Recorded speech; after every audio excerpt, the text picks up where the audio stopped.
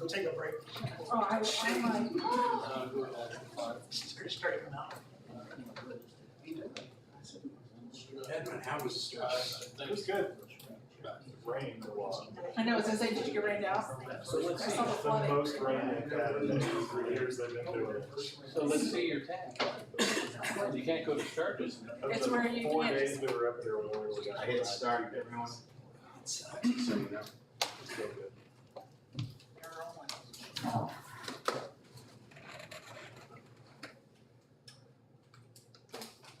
We'll call to order this meeting for September the 5th, 2023. Will you please take roll? Tim Van Hookie, Here. Katie Harrington, Here. Edwin Willock, Here. Melissa Gunn, Here. Matthew Wells. Here. Will you please rise for the pledge of allegiance? I pledge allegiance to the flag of the United States of America and to the republic for which it stands, one nation, under God, indivisible, with liberty and justice for all.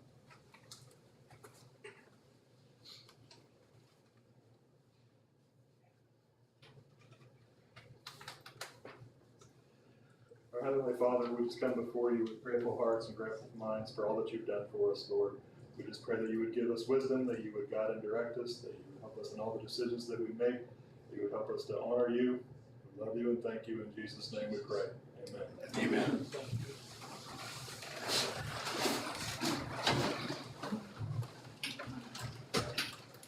I have one proposed change to the agenda for this evening. That is to add an item K to new business to go out to bid for the demo of corner of Wall and National. Did anyone else have anything that needed to be added to the agenda for this evening? If not, I'm looking for a motion to approve the agenda as amended with item K. We'll have discussion on that item when it comes to it. I move to add item K to the agenda under new business for discussion of demo at Wall and National. Second. Katie Harrington, Yes. Edwin Willock, Yes.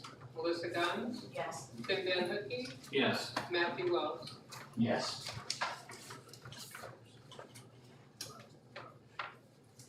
Did anyone have any questions about the consent agenda this evening?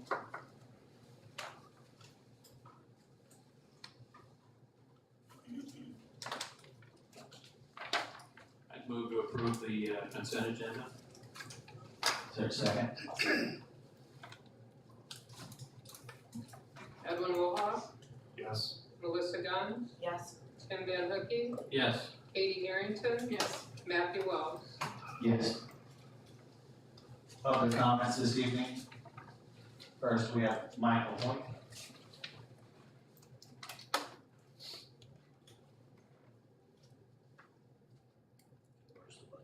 Just hit the, yeah.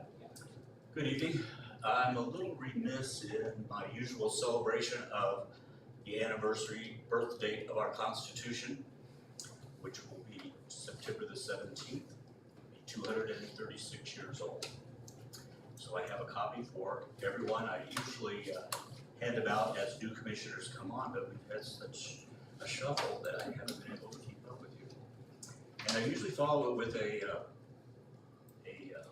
trivia question.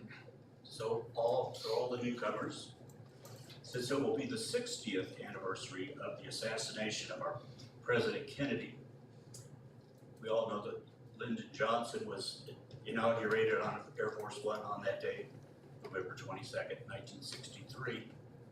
But who was vice president?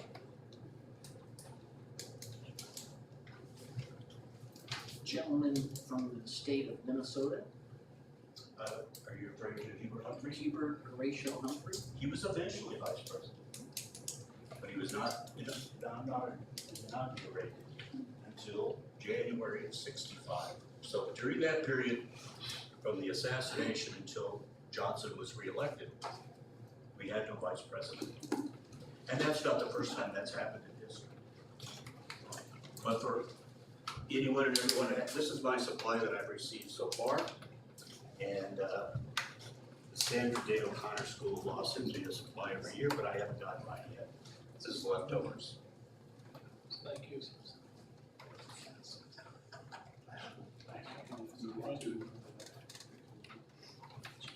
Unless they've changed it since the last time you gave it to me. Not since I was. Did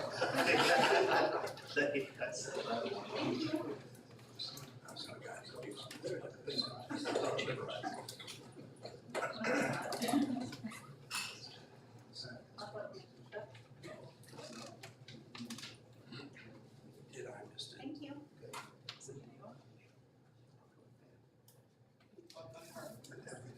Thank you, Michael. Yep, they. The second person up this evening is Dale. Dale.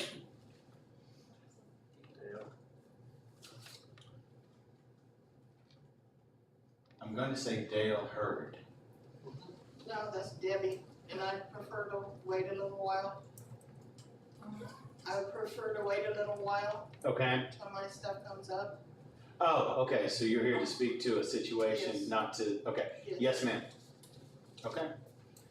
That will close the public comments for this evening. We'll move on to old business. First item up on the old business is consideration of the MOU with Bergen County Health and All Policies Task Force. Yeah, Mr. Mayor, we had this discussion at the last meeting. I know a motion was made and it died for lack of a second. However, we did extend an opportunity to the petitioner if they would go back and look at it and provide the requested language or opt-out information that we had asked for, that we would entertain it again. Now, in talking with the city manager and the city attorney and the city clerk, I don't believe we've received anything back from them to this point. But, I mean, I would move, if we want to give them until the September 19th meeting to provide those changes back to the commission for possible approval. Otherwise, the only other option we would have this evening would be just to vote to, it died for a second, to remove it from the future agenda. But my motion would be to give them until the September 19th meeting to see if they were going, because the petitioner had said that they were going to go back to the other entities that were involved with this to see if they would have any exception to the changes that we requested. And if no one wants to second and move forward with that, then the only other motion would be to remove it. Am I correct, Bob? That's correct. Correct me if I'm wrong, but this is an MOU, which while a legal document is not necessarily legally binding in a court of law. It is not an MOA, it is an MOU. So it's like a prequel to signing an agreement, that they don't want an actual agreement. They just want, this is essentially what we're gonna try and do, or what we're planning on doing. Will you participate with us? It's an agreement to participate. We don't have any agreements that last 5 years though. We've never done an MOU longer than 15 years. Yeah, there were some issues in some of the language, there was exception, some mild changes that Bob had requested. And when they came back in after the first petition for it, the request was to approve it as written. If I recall, that was because the language that's in it goes along with the Pathways grant that they're trying to get. And that was given to them by Blue Cross Blue Shield of Kansas. And it's a standard form that anybody that agrees to apply for their funding agrees to.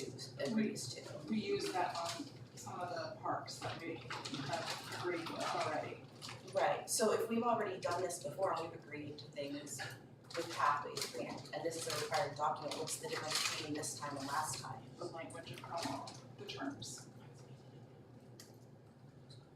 But it's an MOU, so you can Understand withdraw that, it but there are other requirements based on the MOU from what has to be reported, what has to be provided to the organization within, and like I said, I've said it out of the gate, I'm not saying I don't wanna do it, but, I mean, I've been in enough contract negotiations just in my normal life that if I hand somebody something as the petitioner or as the vendor and saying, we want 5 years or nothing on this, I'm gonna get walked out the door. If it's just an MOU, then what is the harm in them putting the verbiage in there that we have, as Bob suggested, a 60-day opt-out? But on the other side of that, if it's just an MOU, it's not legally binding. Like, we're not required to make any decisions based on what we say this says, right? That's correct. Then what's the difference? The requirements that we have to obtain by with this on that group for 5 years.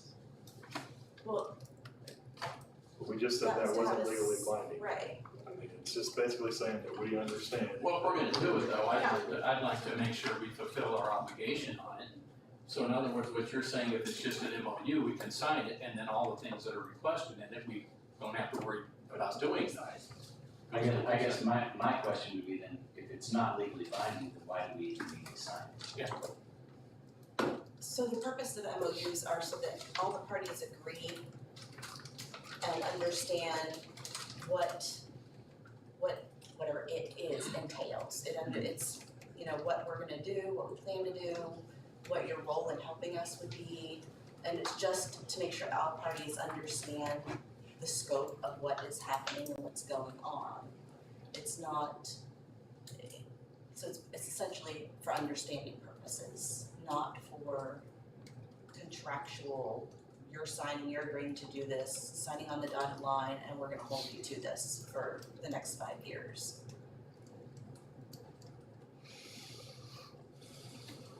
I do hear what you're saying. Bob has written a new version with the changes and presented it to them, and as of yet, from my understanding, correct me if I'm wrong, Counselor, we've heard nothing back from them. No, we haven't even had these changes are acceptable, unacceptable, we can do this, but not, we haven't But heard anything. they said at the lab, when this was presented, that they can't change the language because they're not the ones that developed the language. It's coming from Blue Well, Cross Blue Shield. At the meeting, the last meeting, the mayor says, hey, we understand that you wanted either up or down. And it got voted down, it didn't happen.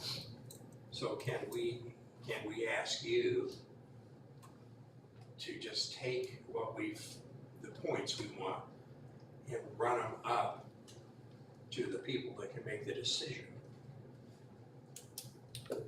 They were basically told, well, we'll check with the grant person locally. That grant person has nothing to do with the MOU. The MOU comes from up here. And there was this reluctance to run it up to the people that drafted it, that might say yes, no, or sideways. And I think that's where the mayor was struggling, is we just want you to go ask. And if you come back to us and say we can't do this, then I don't know. Have they had the opportunity to do that? Have they been given this, the revised one? They've had Have 3 they asked to do weeks. Is there anybody here tonight that's from the organization? So again, the motion that I had made, rather than just kill it, was to at least get a response back, and if we wanna vote on it, table it until the 19th of September meeting. I'm fine with that. I said, I'm not trying to kill it, I just have some questions on the terms. And for an MOU not to be binding, it appears as though the people that are wanting us to sign it want it binding as far as the terms and the verbiage goes. Well, I would also indicate that you were told by their representative that, okay, we will talk with the other Yes. 2 participants Yes. to see if they agree with these changes. Yep. Here we said, we don't even know if that was done. I'm not saying that just because somebody jumps off a bridge, we should all jump off a bridge. You need to know what the purpose of jumping off the bridge is for. Go on swimming? What are we doing? But I believe USD 234 has already agreed to this. They're participating. And so it's Bronson. And so is Bronson, and they've all signed the same exact thing that we are being asked to sign. So I really don't understand, if the USD is under scrutiny for everything they do. They're not going to sign something that is going to get them into trouble, at least not intentionally. And to that point, my question was just, will you ask them? That's all I was asking for is, will you go and ask the two other entities? Will you ask Blue Cross Blue Shields and just bring us back an answer? That was my ask, is will you ask them about these two problems and bring them back to us?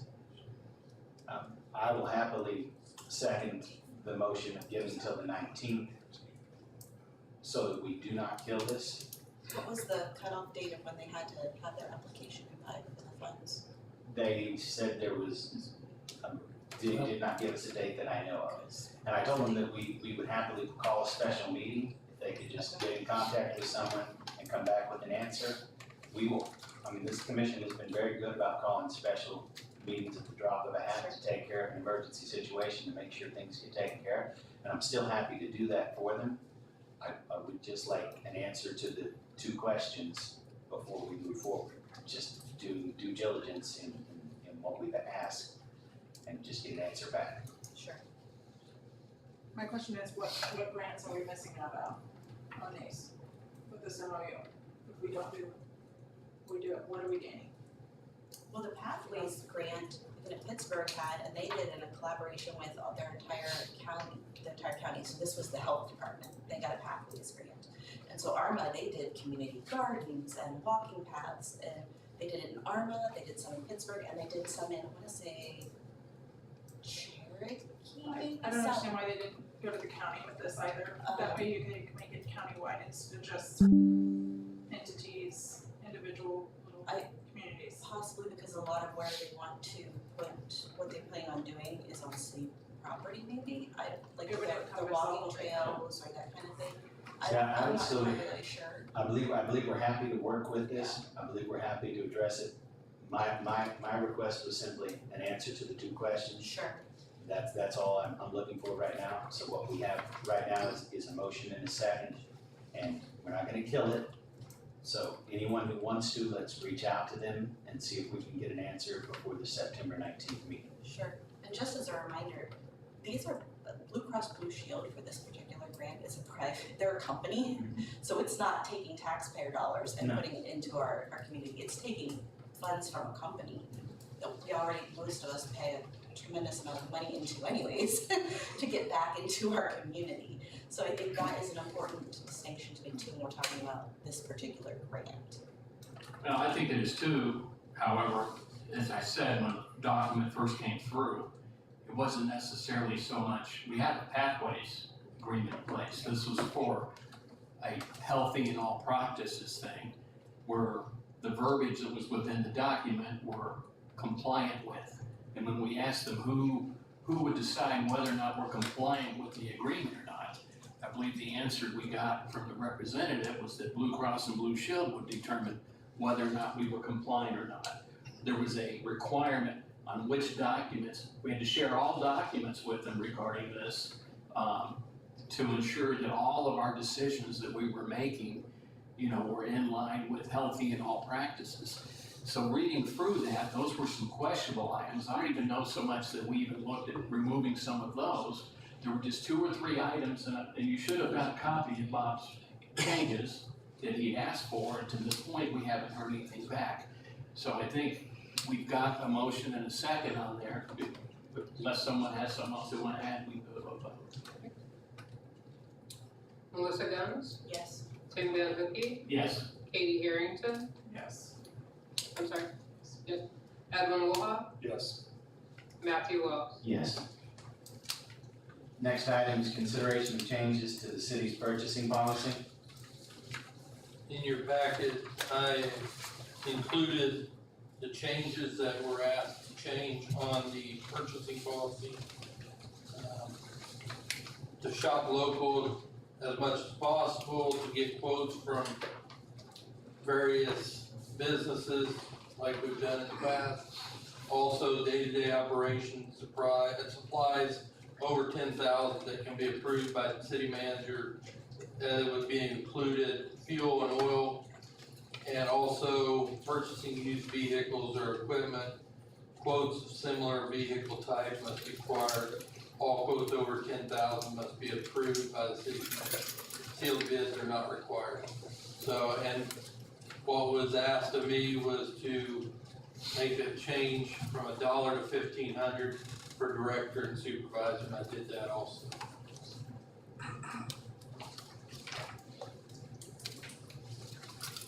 Did anyone else have any questions or concerns with the new purchasing policy?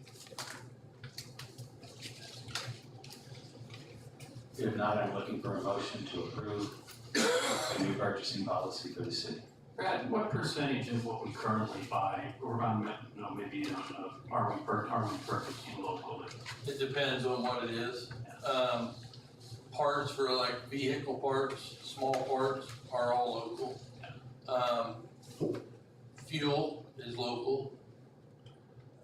Supplies for like the golf course, things like that are probably outsourced because we buy them by bulk. So that things that we resell are by bulk. And when we look at buying local, and trust me, I'm a huge fan of buying local. Said they opened a new cafe up, and I think I've been in there 5 times already. In addition to other stuff we buy, for our house or what we need. But have you had some type of discussion with these directors that have this increased latitude in spending of kind of what the definition of what's local, what makes sense, what doesn't make sense, to make sure that while we're supporting local, which we need to do, that we're also being cost sensitive to what we're buying? Oh, we talk almost daily, myself, and especially the directors that buy things regularly. We talk about this. We talk about shop local if we can, shop cheap if we can, but be smart. So, I mean, we come from a long line of business, so, and purchasing is a big thing with me.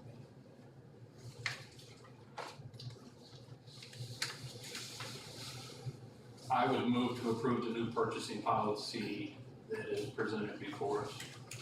Is there a second? I'll second, but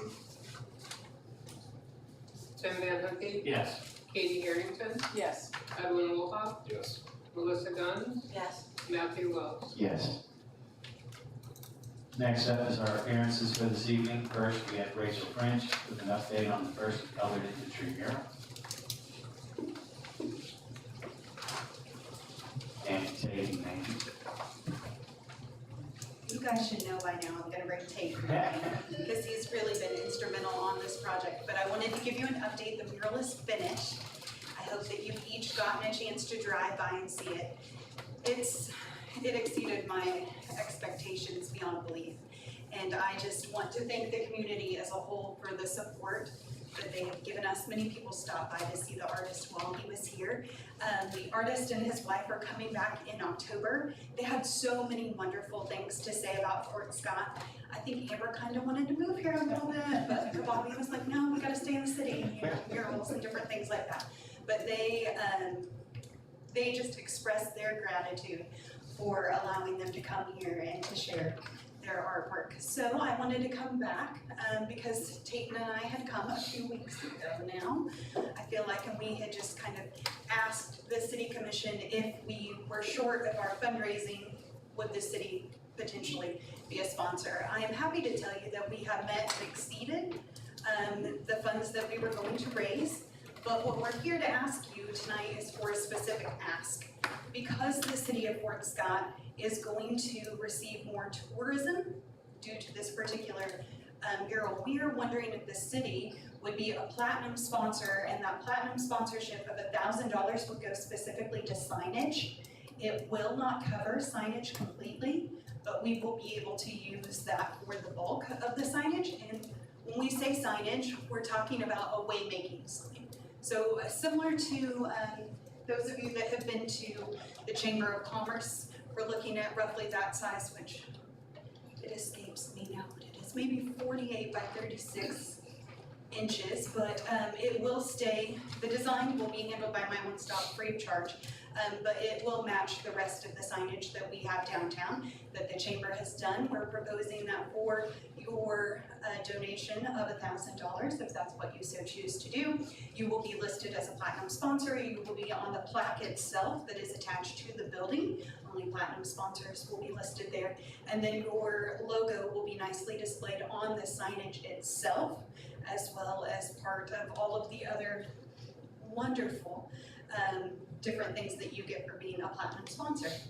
Peyton, do you have anything? Did I forget anything? No, she hit most of the topics, but I just think, this is an effort that goes beyond just the initiative itself, but, it's trying to capture the essence of the legacy of the first Kansas. And so we think it's instrumental that the city in which they are mustered have some role. We don't want this to be a separate attraction from the rest of what's going on in the city of Fort Scott. We want to make it consistent. And so we'd like to include the city of Fort Scott, keep the signage consistent, make it a part of what we already have going, rather than reinventing the wheel. Is there gonna be a secondary sign out front that explains the story of the So first yeah, Kansas? so on the actual wall of the mural of the Star Clothing Building, thanks again to Jerry and Judy Witt for allowing us to use that space. There will be a nice bronze plaque there that will list the platinum sponsors, but then there's going to be what I consider a way-making sign, which is very similar to everything else that we have downtown. It will follow that same structure. It will have the metal base and will be beautifully full color printed on the top, but it will mention the narrative of the first Kansas Colored Infantry, the importance of the National Historic Site, calling everyone to go over to the National Historic Site. Then it will also give a brief bio of Kababi Bayok, who was our winning muralist. As many of you are aware, he is a professional muralist, and so just the fact that we have one of his art pieces in Fort Scott, that is a very big draw for our community and should be for our tourism department, because that's really exciting. I will also tell you that this will be the first of what I'm hoping will be many African American specific murals that we will be tying into Fort Scott. So I would say keep your eyes open, because we already have plans for new murals that are coming. But this one in particular, we want to thank you all. The design review board process was absolutely wonderful with this mural, probably because I learned a little bit better of how to be prepared for that. But that was a beautiful meeting. You guys have always supported us, and so more than anything, Tayton and I are also here just to say this was a community win for Fort Scott. I know, Matthew, you served on the committee. Josh Jones, when he was a commissioner, he also served on the committee. Big thanks to Bourbon County Ready here tonight.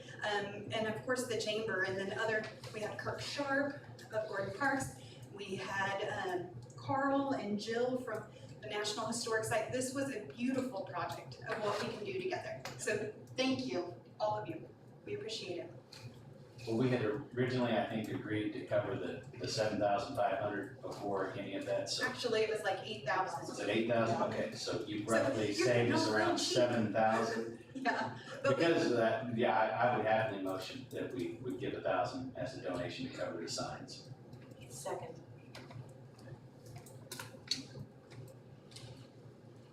Katie Harrington, Yes.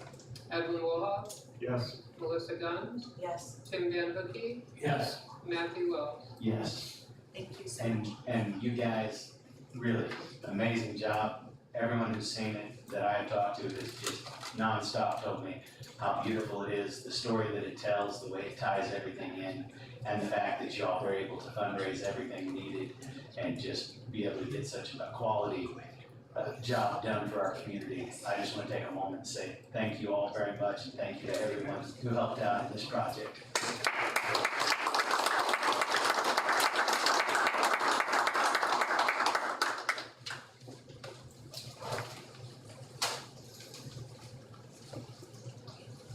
Next up on our appearances is Frank Halsey, temporary park closure for the back part of Gun Park and the Marmaton Massacre. Frank, before you start, this isn't anything new, you do this every year, correct? It is every year. Perfect. It's more of a formality. It gives me an opportunity to say thank you to all of you for allowing us to have trails in Fort Scott. I believe firmly that we draw people to Fort Scott. It's not unusual for me to go down there and see cars with bike racks with out-of-town plates. And it makes me extremely proud to see that, and so I want to thank you for allowing that. I promised Rob I would be quick, so really my request is pretty simple. We close the back of the park during races, just to help with traffic control, because we got riders on that back road back by the spillway. And we have to let some through, participants and so forth, but we close the back of the park to everybody, which means the dog park will be closed a few hours on Saturday and then most of the day on Sunday. That's what I'm looking for, permission to do that. So really no changes to anything from last year? Do you guys usually go to somebody else, usually go to the county or whatever for like EMS support and stuff like that? Do you need any law enforcement or anything like that? I've already been in communication with EMS, Dr. Terry, she is planning on it. I need to get back with her just to confirm that, talked to her a week ago. And you carry event insurance and that kind of thing? I'm sorry? Can you carry event insurance? Yes, and Brad has a copy of that already. Don't have any problems with parking? No, we use area around Shelter 6, and then towards the dog park, the left side of the road. And there's no scheduled rentals for Shelter 6, right, during the weekend? It's cleared off, it's blocked off. We generally reserve Shelter 6 and 7 for those 2 days, so we don't have any conflict with traffic and so forth.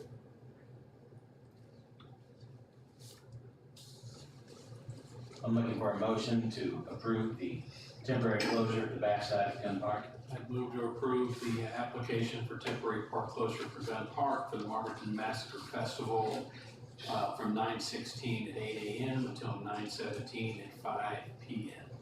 Second.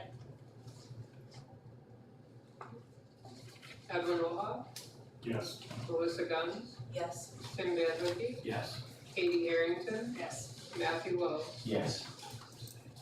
Then we have you on here a second time for the Nike race in April. Oh. Did you want to go ahead and ask for that one too? Sure, that is, so April 27th and 28th, I think are the dates for that. Okay, you have on your application 4/26 and 4/28, so is it? Through 26 through- they start showing up on Friday. Okay. We really don't need it closed, but for that event, we closed the entire park because there's so many kids running around on bikes and so forth. And their area they use is different than what we use for the massacre. They use basically the whole park, so we really need to close the whole park for that event. If there's no other questions, I'm looking for a motion to approve closure of the park April 26th, 2024 from 3 p.m. to April 28th, 2024 to 4 p.m. I'll move to accept the application for temporary park closure April 26th to April 28th for the Mika bike race. Second. Edwin Roja, Yes. Melissa Guns, Yes. Tim Van Hooky, Yes. Katie Harrington, Yes. Matthew Wells. Yes. Thank you. Thank you. I would encourage you to come out Saturday night on the 16th for our, the festival is about bringing people down to the park. It's gonna have beautiful weather, we've got live music coming in, so I encourage Fort Scott to show up. Thank you. Thank you, Frank. Awesome. Amazing. Always a gentleman. Thank you. Rob Harrington with Evergy County Ready.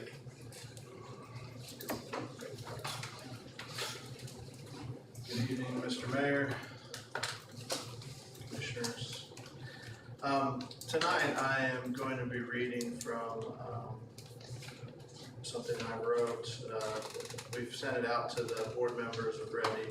It's been approved to be read tonight, and it's in regards to some information that has been going around on social media and others about our organization. So bear with me, it is about a page and 2 1/4 pages long.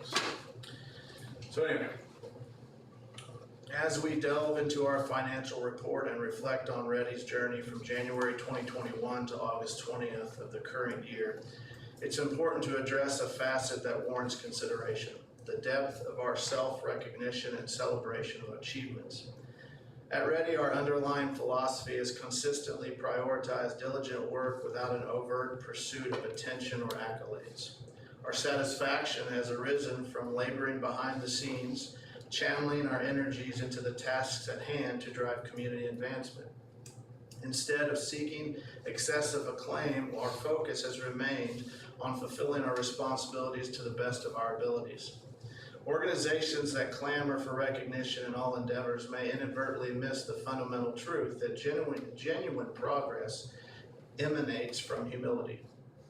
My guiding maxim, a quote attributed to President Harry Truman, and I've said this several times, takes a prominent place on my desk. It's amazing what you can accomplish when you do not care who gets the credit.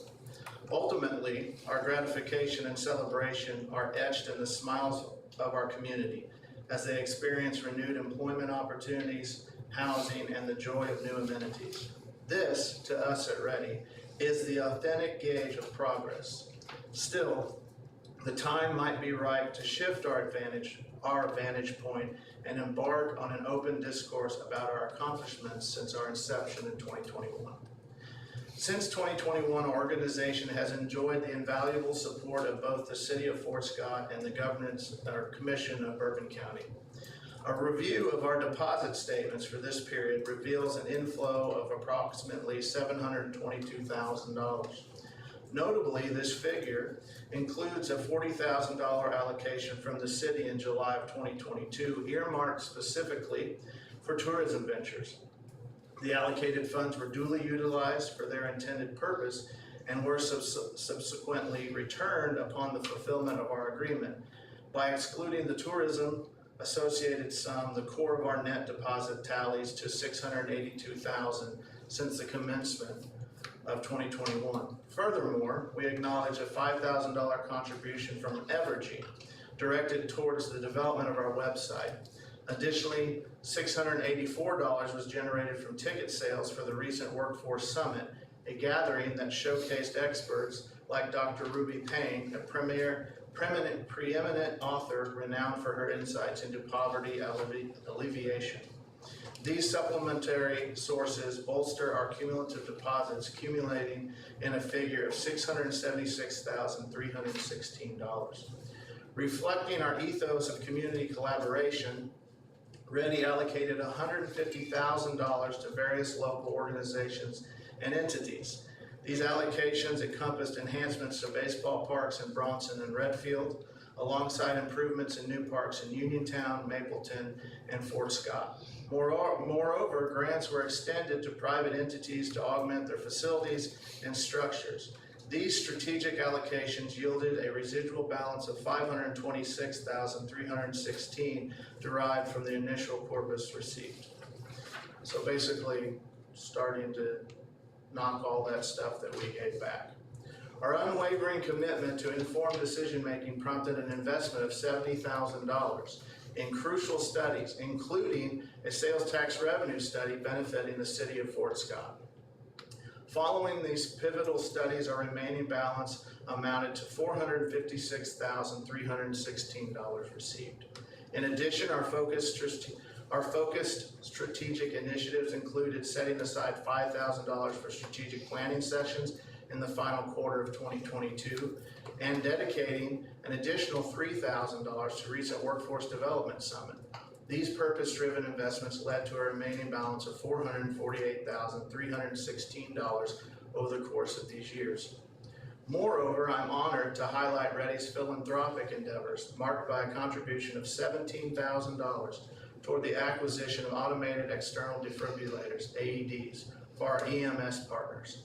This act of generosity adjusted our available funds to $431,316. It is also imperative to delve into our achievement that transcended the scope of our aforementioned highlights, notably our active role in revitalizing 4 historical downtown Fort Scott buildings, including McDonald Hall, the Moody Building, the Hammond Building, and the Crest Building. Demonstrates our commitment to fostering local business and preserving our heritage. And additionally, Ready collaborated with the City of Fort Scott, working alongside then Finance Director Susan Bancroft to secure the Horton Street grant. This significant endeavor infused our community with substantial grant funding, earmarked for much needed repairs on a street that I live on, by the way. Our involvement with Bourbon County EMS extends to the pursuit of grants aimed at enhancing facilities and services for their staff, which we have won 2 now. Our sphere of impact extends beyond recreation and infrastructure. Through our network, we facilitated the acquisition of new wrestling mats for the Fort Scott wrestling team, facilitated the installation of an essential air conditioning unit in the football locker rooms at Prairie Field, and are actively engaged in expanding a vital child care facility across southeast Kansas communities within Bourbon County. As part of our holistic approach, Ready has championed quality healthcare in Bourbon County. We have successfully facilitated the establishment of a new location for Southeast Kansas Mental Health and Ashley Clinic, while also working towards a long-term solution for our emergency department, ensuring essential services are readily available to our community. We've worked closely with city managers and commissioners for the past 2 years on the sports complex project. Our commitment to this project continues as it moves closer to becoming a new tourism destination for our community. I'm going to step away because I want to make sure that everyone understands. That was been over the last 3 years, okay? If you were to take the prior 3 years of Ready, okay, the previous 3 years, the city and the county both had an economic development director, okay? The city, if you take into fact the payroll alone, that's payroll, benefits, FICA taxes and all that, over a 3-year period paid $300,000 for a economic developer, just in payroll alone. If you take the same 3-year period with the county and add in all those same factors, it was close to $200,000. So in payroll alone, the county and the city over the same period of time that Ready is being looked at, spent $500,000 in just payroll costs. Ready, in that time, again, I go back, has $431,316 in that same period of time, in everything. That's payroll, that's office supplies, that's travel, that's everything. So we have approximately $60,000 less dollars to what we have compared to what was spent on just payroll before. To do everything that I've just said we've done in the last 3 years. So, amid recent inquiries about transparency and tangible achievements, it's worth addressing that skepticism and doubts have not deterred us from our purpose. This financial report and comprehensive overview of accomplishments provide the transparency sought after. It's evidence that now skepticism is merely a distraction and our staff and board members' integrity remains resolute. Despite skepticism, we remain steadfast in our mission to elevate our community. Criticism and doubt may arise, but they won't waver our commitment to forging a brighter future. We are proud of our endeavors and resolutely dedicated to progress and enhancement. Our mission to uplift our communities and improve lives endures unwaveringly. And with that, I will take any questions.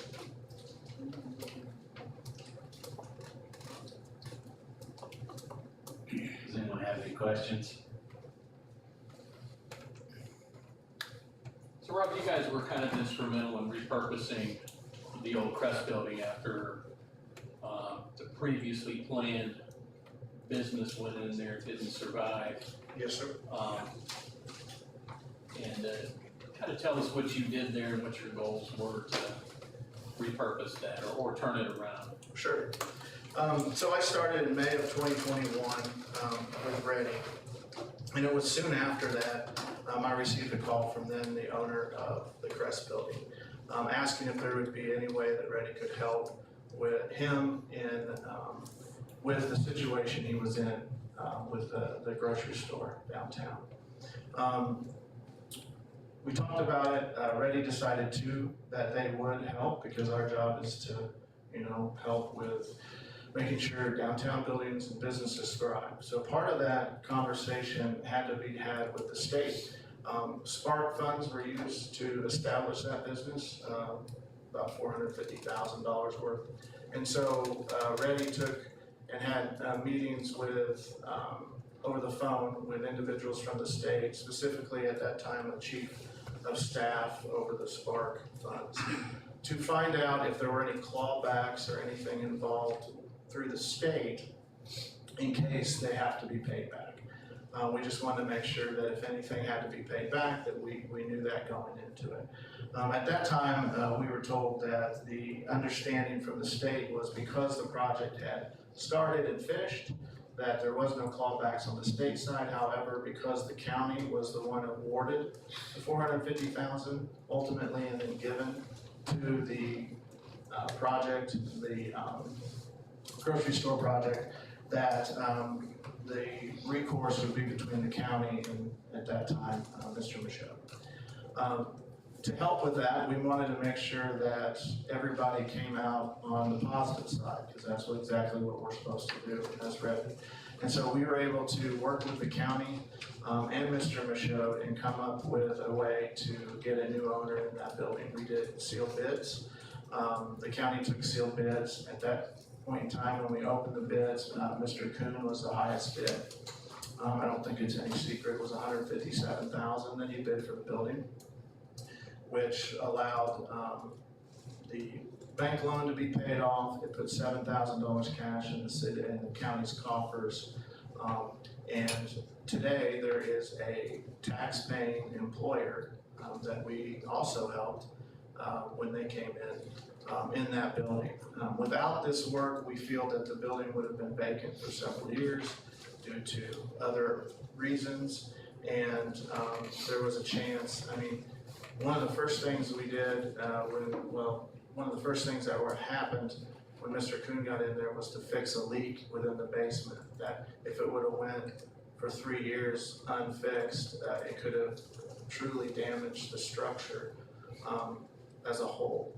And so that was one of the things that I see that came out of that was really a positive, is that we fixed a very influential leak in the basement, and by fixing that, we saved the building.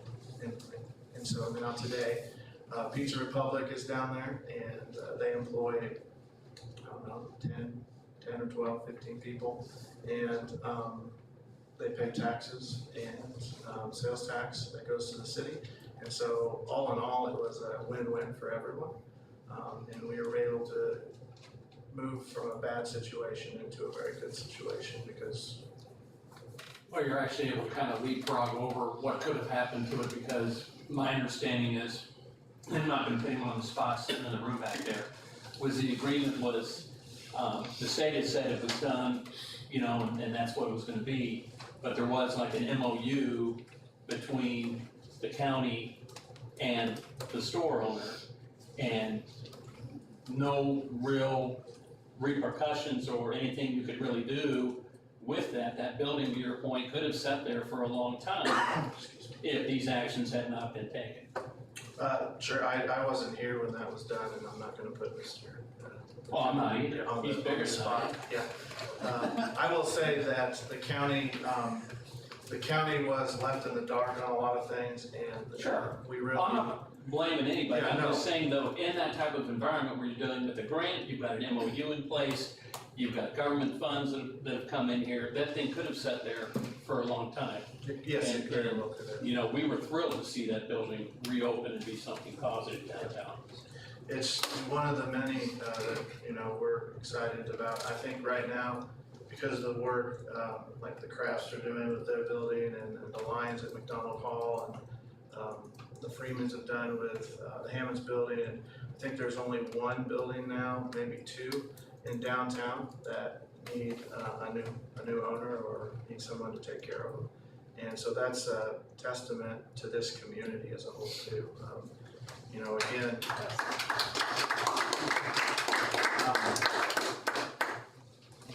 I'm all about saving historic buildings and things, and so are the members of the Ready Board. So, anytime we can get involved and make sure that we are sending a building down a positive path to getting fixed and being contributor to this community, we do it, so. Are there any other questions? Are there any other businesses that you could point to that Ready has helped get going in town? It's a good question. Eagle Block process. Well, we helped with the Eagle Block process, and I mean, we were, Trent and Kate owe all their success to them, on themselves. But, I will say that, there was a time, and Frank, and you were part of this too, that we didn't know what was gonna happen. Is the wall getting shored up? Is it not gonna get shored up? It was a long process. The day the Eagle Block building fell, I still remember it. I walked into Bourbon County Cars and I was told at 11 o'clock that the building had collapsed. It's the first time I heard about it. And then by 3 o'clock, we were around this table with the state, the deputy director from Commerce, the CDBG director, the person from, because we were able to make one phone call, and that started the process of getting the $400,000 emergency grant that was then used to shore up the Hammonds building and do a lot of that work that saved that building. So, I mean, I would say we're a huge part of that. There are a couple other things that, you're gonna talk about, a demo thing tonight. We were instrumental in doing that. So I'd say there's 40 jobs that we saved, with Ready being a part of that. But again, we don't do these things on our own, okay? It's a team effort, and the team is the city, it's Ready, it's the college, it's the schools, whoever's involved, right? We're working on a child care facility, it's everybody around the table. Ready spearheads a lot of it, but again, we don't boast, we don't beat our chest, we just want the success to happen. And so, I've sat down and talked to numerous small businesses, and some we can help, some we can't. Some other people in the community can help, and we send them to them, because they have grant money to give away and we don't. But, I can't say today that we're responsible for 50 jobs or whatever. I can tell you that we're responsible for a lot of good work that in the long run will be a positive impact on this community and the county itself. And at the end of the day, I think that's really how we should judge our works on what does it do, right? What is it gonna do for this community and this county 10 years from now and 20 years from now? And that's the way I look at it. Now, if everything comes to fruition that we're working on right now, and a lot of stuff that you guys around this table already know about, I mean, there's 200-300 jobs right there that could possibly come to this community. And that would be great. But it's not done yet. The ink's not dry, its pages haven't been signed yet. But we're very optimistic that that's gonna happen, and we hope so. But Mr. Mayor, just long answer to a short question, but I can't put a number on exactly how many jobs we've created, but I can tell you we've amassed hundreds of thousands of dollars worth of good deeds and work that is gonna multiply within this county and this community for years to come. Matthew, may I say yes, something? ma'am. Can I come up there? Okay. Okay. My English teacher said, "Nay." I did not know she was. So now I'm before you as part of the kitchen, which is an incubator kitchen that is coming to McDonald Hall, hopefully at the end of this year. But myself, Bailey Lyons, and Angela Simon have both, well, all three of us have worked together with Bourbon County Ready on 2 grants, one of which we're waiting to announce to you, so don't spoil the surprise. And then others we just haven't heard about. We've also worked with HBCAT on some grants as well. We were given one of their women's grants, and different things like that. I can tell you Fort Scott is blessed by both Bourbon County Ready and HBCAP. Both Rob and Jody are different people. They know different people in the grant circle, but I can tell you that I've worked with both of them, and they're amazing. We're talking about Bourbon County Ready now, so I'll talk to that specifically. But coming from never owning a business before, I had no idea what was available to me in Fort Scott.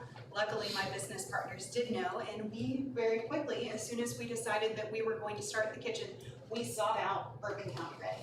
And Rob and at that point in time, Emily, who was there, they welcomed us with open arms, and they really helped us scour the grants that were available to us.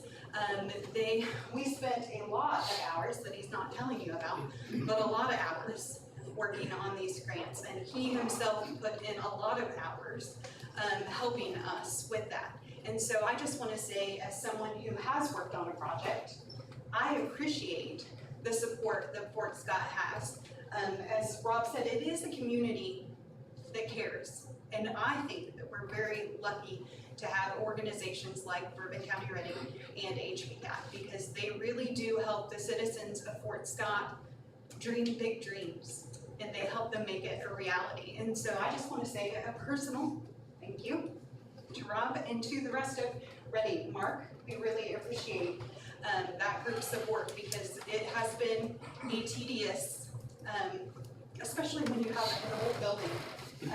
And he's made a lot of calls just to help us with the old building, and just to help us try and find different ways that we can find funding. So I think that over the last few weeks, they've gotten a lot of social media chatter, and I just want to speak to it personally. I'm speaking for Rachel French here tonight, that Bourbon County Ready has helped me from a business owner perspective, and I appreciate the support.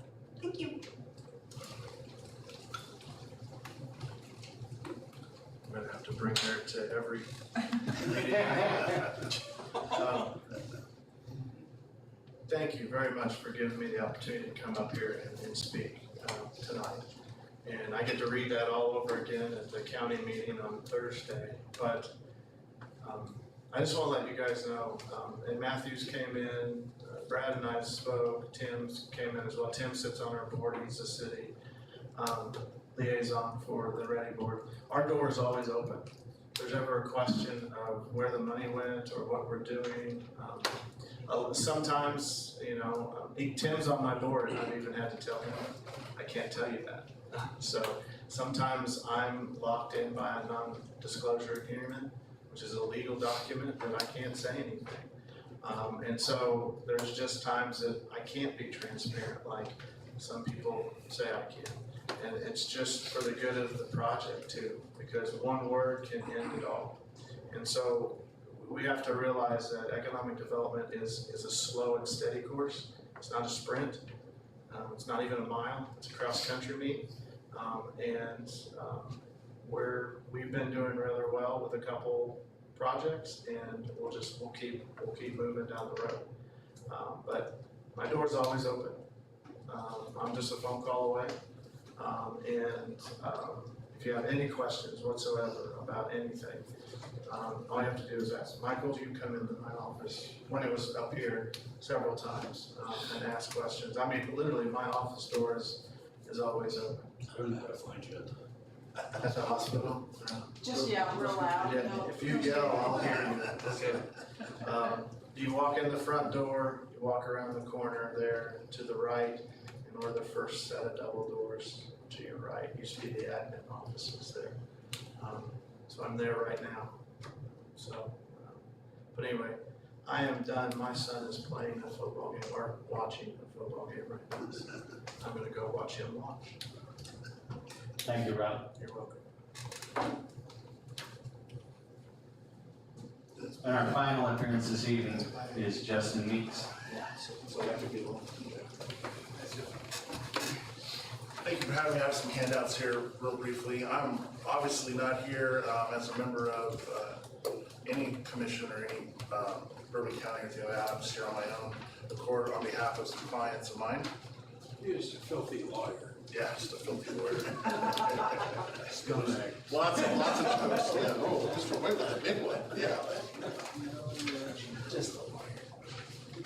That's Mr. Farmer, that's the additional. Yeah, sure. Sorry, we got a little bent. Oh, we actually get pictures? Yeah, I went out into the field today Yeah, and fancy. did some stuff here just to make sure. Like my teaching event. Okay, pass these down. Thank you very much, I appreciate it.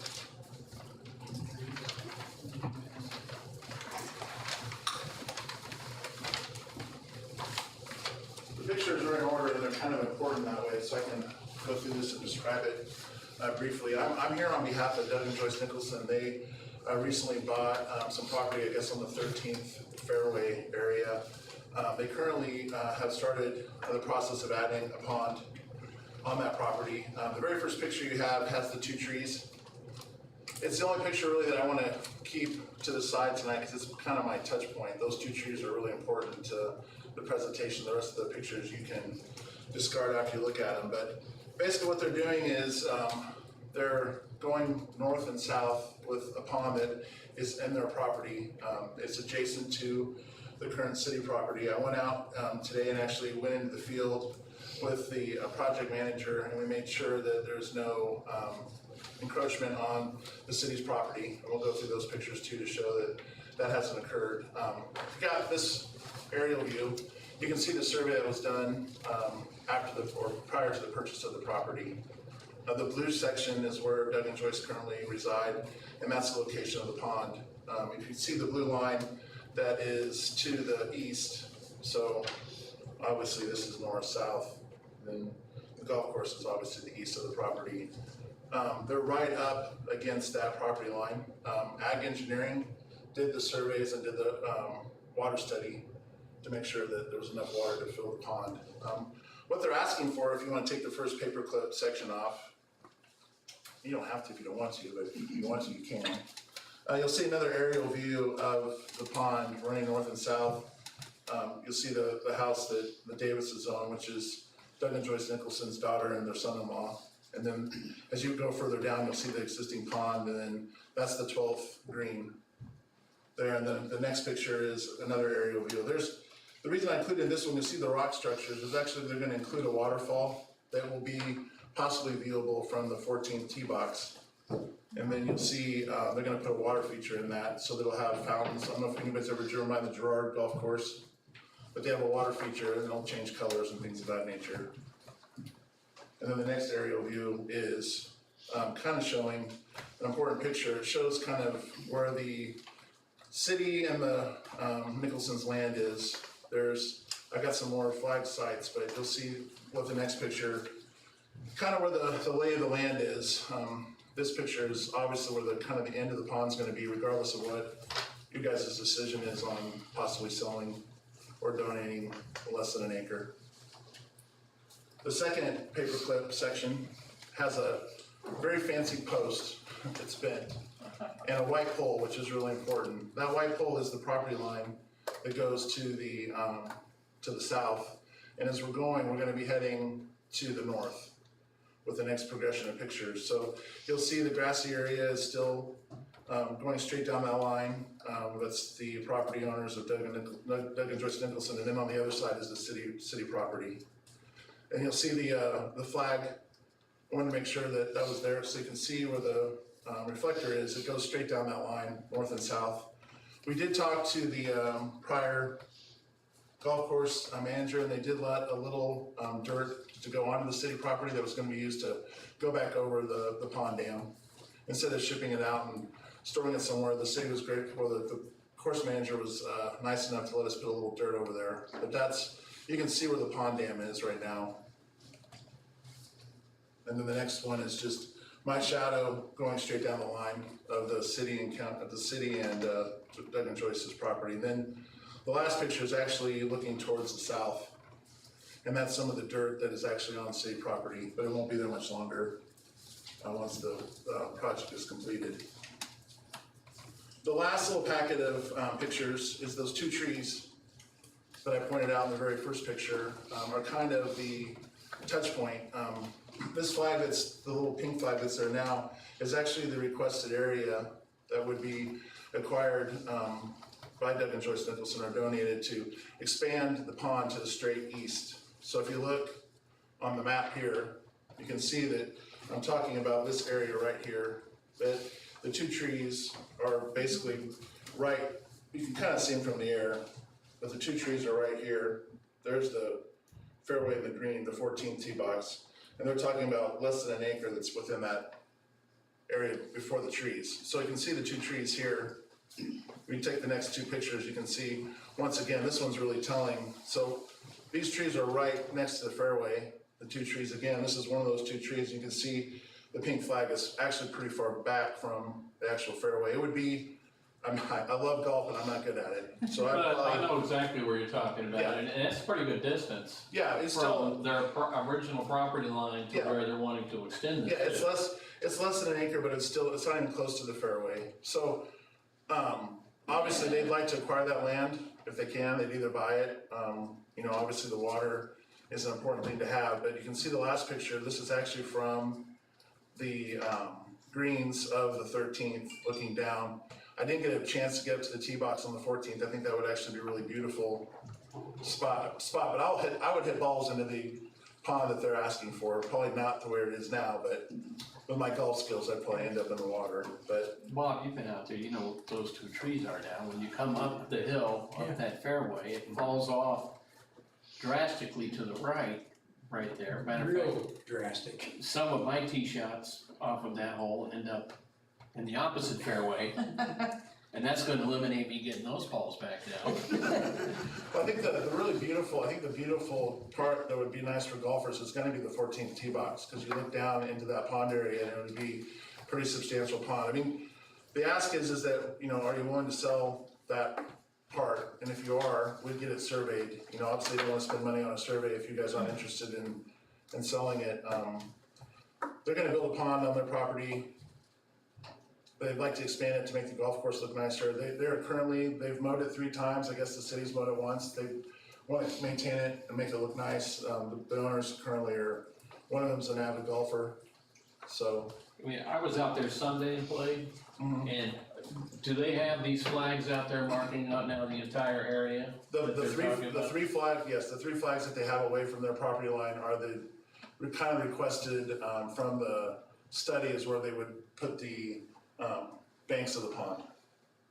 So those 3 that are by the tree that I'm not a photographer. Yeah, well, I know exactly where that is. Yeah. So that's where they kind of want the edge of the pond to be. Well, that area. Justin, I have a question. Being a golfer, how close is it gonna get to number 4 green? Yeah. That's on the opposite. That's going. I've got No, that picture. they run parallel with each other. Yeah, I've got that picture. You'll see the 4th green. 13's a dog leg and Yeah, 4 lines up straight. 4 lines up straight, but there is that. Yeah, so Area how close is it getting to that number green? Because that's the one at the bottom of the hill, correct? that's the one at the bottom of Red King's house. There's an access road that's between the King's house and Nicholson's. It will not go past that road. Okay. So it's way far away from that green. Okay. And really, to be honest with you, since the 13th hole, I think it's gotten a lot better because it's got air. It used to be trees, and I wouldn't paid anybody to go into that tree line back in the day. I would have slept my balls there. So it's a simple request. I think it's something that the city doesn't have to pay for. They could actually make a little money off of it. It goes back on the tax rolls, and it makes the golf course, I think, in my opinion, an even better place to play. And the prior golf superintendent had no objections, and then I believe that the last chairman of the committee had no objections, but obviously Are they having another water feature, or is that extra? there's 2 water features. There's the Okay. waterfall where the limestone rocks Up are. here, and then down. Then they're gonna, in the middle, that Okay. you'll be able to see from the 13th fairway will be a fountain, almost exactly like they have in Gerard, but probably a little bigger. Trees right there. So from this picture, you're talking about this section of land that's right. Straight east, so yeah, it'd be, where that tree is, you'll see trees that you kept talking about, right? Yeah, those 2 trees are really important, so it'd be in between the current pond and those trees. Yeah, so this little section. Yeah, less than an acre. How much are they going to maintain past the pond?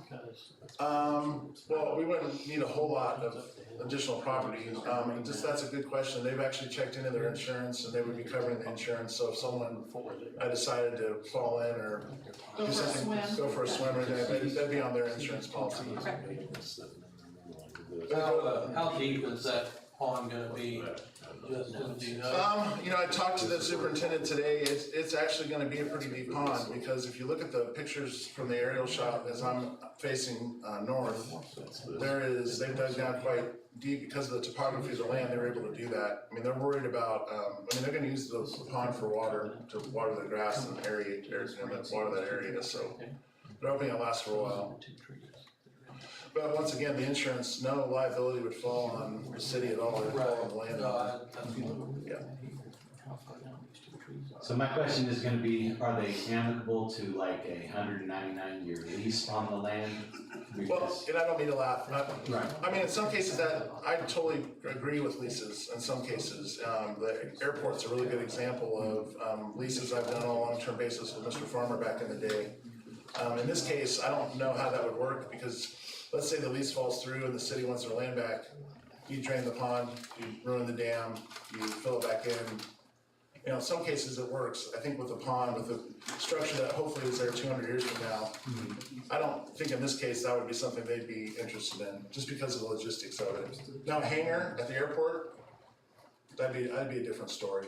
Because my understanding is they were willing to offer as part of this water rights to water the golf course from that pond. Yeah, that was initially offered, but just because of some logistic issues, you know, going through the time frame of what it looks like 30 years from now and selling the property or having we don't live forever. You know, and Doug and Joyce are still young people, but they're not gonna be here 30 years from now. So they didn't wanna have any problems with the deeds or anything of that nature. And, you know, as dry as it's been, we don't know what it looks like 30 years from now. But they're not okay with us allowing them to extend the pond onto our property and just split the boundary line still down through the pond. I just, outside looking in, I mean, I could ask them that, I just don't know how would a resale? there'd be a problem with the For resale. an individual that may purchase it, how would that go? You have a deed restriction. Well, I've looked at a lot of properties online that literally you can see the property line going through a small lake or a pond. Right. To the property. Well, They split them all the time. well, yeah, no, yeah, well, I mean, I'm speaking way out of turn. If the city was going to pay for half the pond construction, you know, that might be something they'd be interested in, but they're paying for the entire pond construction. You know, they're We'd also be glad to build it on our property too. Well, no, they're asking you. No, but I mean, if we did it that way, we Sure. would have kept the property and just allowed them Yeah, to build it on. I don't, once again, speaking out of turn, obviously I'd ask my clients, but I don't think that they'd be interested in that. And how would we do insurance wise? Do you know how, would we? Basically. No, if it was split down the middle. Do you understand how the insurance policy may, To be effective. the city, It's a problem. so if an individual goes in on the city side and gets hurt, No. who's liable for if there was an injury? Well, that's part of, I think, the long-term problem with this type of long-term lease. I mean, an airplane hangar is totally different than the water structure, it's permanent. So that's one of my concerns is if somebody was going in a swim court ball and. Sure. Or if, you know, if at one point in time, the city did decide we need to draw water from there and it drains it down, they could come after us and take all their water. Yeah, to be real honest, I even mentioned that at the last meeting, when there was a discussion or it was brought up about leasing. My exact comment was, this is water. The pine trees, but I'm not sure how the trees here. Yeah. to work out the Way too details. close to the Exactly. There's All right. liability Justin, issues. come over and clarify. Could you come in? Yes. Take a look real quick. Just for clarification. Sure. So, the way I'm understanding it, these are the two trees you're talking about right here. Yeah, and so the pond right now There's is, the green. yeah, the pond is right here. Right there. Yeah, so And they're, wanting this a little. pretty much over to this line that No, I'm previously drawing. The pink line's probably like right down the middle. Yeah, cause see, if you look at where the green is on Yeah, top. see the trees, this is a long ways away from the trees. And it's a long ways away from the green. Yeah. So when I look at this picture right here, as far as where it is, there's the green, you're talking about. It used to be enough residents. Yeah. Yeah, right So, there. okay. So theoretically. So are you talking to the about east. the area between these trees and these little green trees down here? The actual, the side of the pond where that berm is, in between those, the topography is, it drops off there. Like Tim was talking about, it drops off, and that topography allows for the dam to be moved to the east. A little tiny square there all the time, is going to be what they're at. City got this 25 years ago from the village. I was on the board at the time. And they won't be upset if they get a no, they're just trying to help. I mean, Doug's an avid golfer and really, we're very, very fortunate to have a beautiful golf course. I think this would just bring some additional beauty and, you know, actually make the play a little harder on that fairway. You'd have to actually take the water hazard into consideration. Yeah, thanks. I still think it's far away, but for me, in my no golf skills, I'd probably end up all in the pond. Any pond. Yeah, any pond. I want the contract to die for golf And balls. have somebody remove all the golf balls. Oh, I don't, Doug and Joyce probably will be doing that in their time there, it probably will be a while. But if someone wants to go do that, I guess they have the ability to go swimming, I guess, so. Well, there was one of the golf courses, where my husband worked, they had a gentleman who would come out and gather all the balls out of their lake and then resell them. Yeah, clean up. So- Yeah, it's a good gig. I'm not doing it. I would still ask that question. Sure. If you would ask them. Yeah, I mean, I've been And then- working with Doug and Joyce for literally, over 20 years. I'm And we pretty can put language in it to where it can be renewed Yeah, by them or in perpetuity. I'm pretty sure just based off of my interaction with them and knowing them as well as I do and working with them as long as I have, I just think that it's very problematic. I mean, Yeah, well, I just have and this is a personal thing with me. Sure. And we're gonna talk about it later. I have a problem giving away or selling city land anymore. Sure. Because I have seen too many times over the last 20, 30 years here within the city when land has been sold or given to someone for such and such a purpose, and then it never gets used for that Sure. purpose. And then people build on our land and Right. they want our land, and we are always put in a bad situation. Sure. And so that's where No, that's. I know that many organizations, they do, and many cities, and many states, and many countries now, just do the 199-year leases on the land. And that allows for the clawbacks and additional language to be written in there to protect the city entities should something happen. Yeah, I think in this scenario, I would have no issues with what you're talking about with, the airport's, the property that comes to mind. This is less than an acre. It has no, really the current owners that are bumping up to that property are maintaining it. Obviously, they can return it back to high grass if they want and just let the city manage it. But in this case, it needs to go back on the tax doles. It's gonna be a beautification that the taxpayers aren't paying for. They got deed issues, they're gonna have to sell in the future. As a lawyer, I would probably highly recommend them not doing a long-term lease, just because of the futuristic problems that you would have with it. And if you guys don't wanna sell it, it's just an ask. Right. We completely understand if you say no, we're just here to make the pond a little bit bigger and, it's gonna be, a very clear pond too, by the way. It's not gonna be your, You say the flags are still out there. yeah, they're still out there. Yeah. And the topic for tonight was golf course property discussion, so Yes. you weren't expecting No, absolutely not. I was tonight. hoping to have, I think Doug and Joyce would like to have an answer probably within the next month, because they stopped the excavation because they realized that they could go to the east. Sure. And so they're here on just hoping to start digging again late October, first part of November. Okay. All right, you gave us a big piece of fat to chew on. Sure, I Grandma. understand. So- Discuss it, have an answer maybe by next Well, I think 17. we've all got 2 weeks to go out there and take a look at where the flags are placed and how, I've already It seen just it. gives you an excuse to go golf.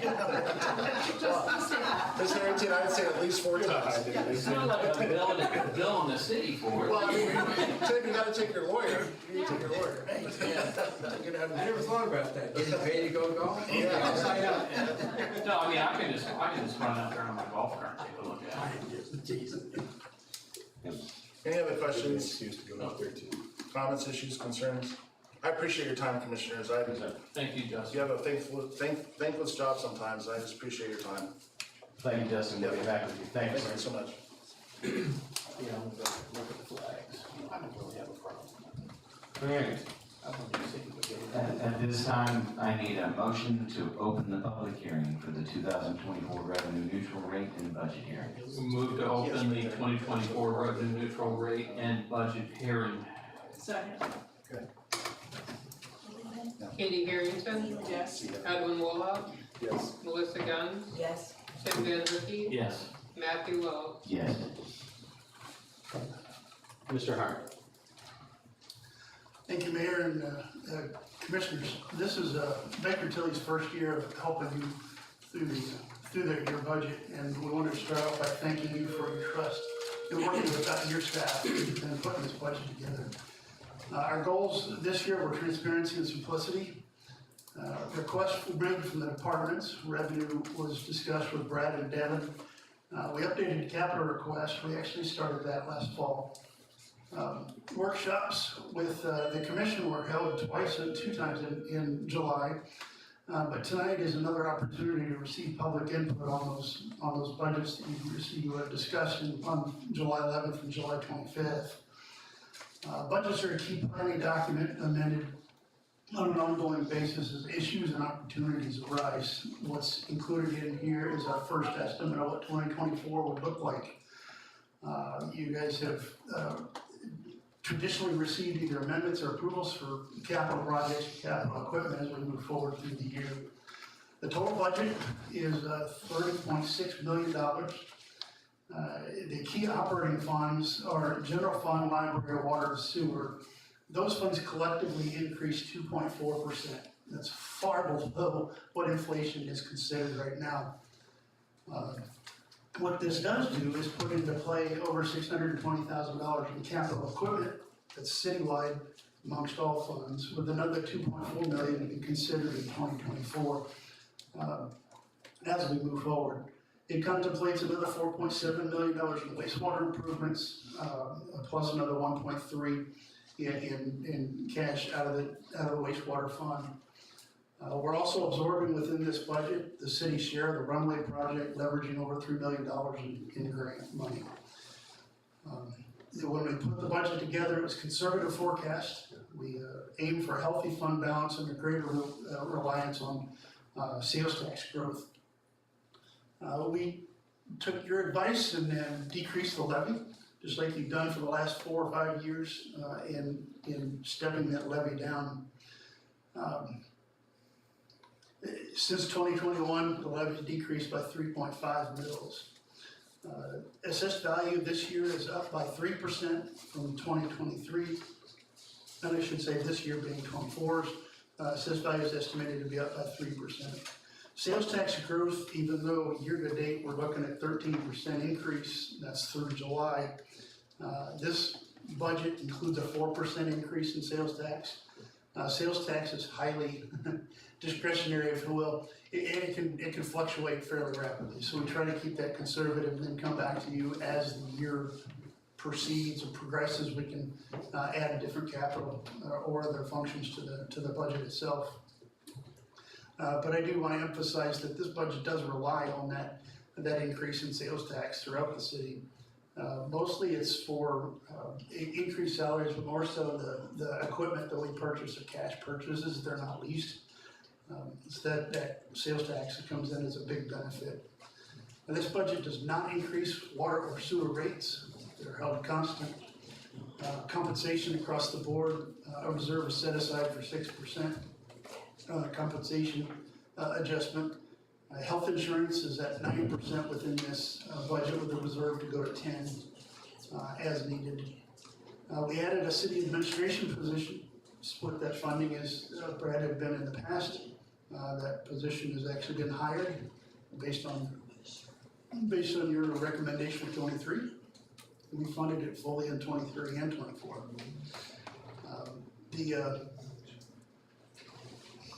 A separate fund was created for the golf course activities, so we'll see that coming through in 2024. Actually, 2023 will have that separate fund We went ahead and got an amendment later on down the agenda for you guys to consider. Things to watch for moving forward, as with any city, keeping up with salaries and competition throughout the city, throughout really the east side of Kansas. Workforce is mobile. You can go from a police department in anywhere in Fort Scott down to Pittsburgh. We operate a lot in the Kansas City area. It's like a massive shuffle. But keeping up with salaries is an important part of keeping staff in place. And we've realized that with a lot of discussion with a few departments this year. That's going to continue to be an issue. Inflation, even though it's headed down, will continue to see increases in chemicals and cost of equipment and vehicles. Back 10 years ago, you could pull a police car in place with equipment is $35,000. Now that's pushing well over $55,000. Just to put a police car and its equipment in place. So it's not a small endeavor.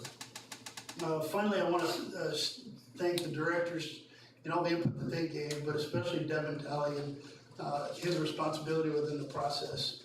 He was responsible for pulling a lot of information together we did not have before.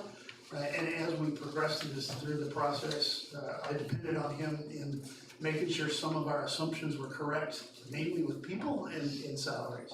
And he was instrumental in that process. And I think he messed himself up because he's going to have a bigger role next year. So he knows what he can do.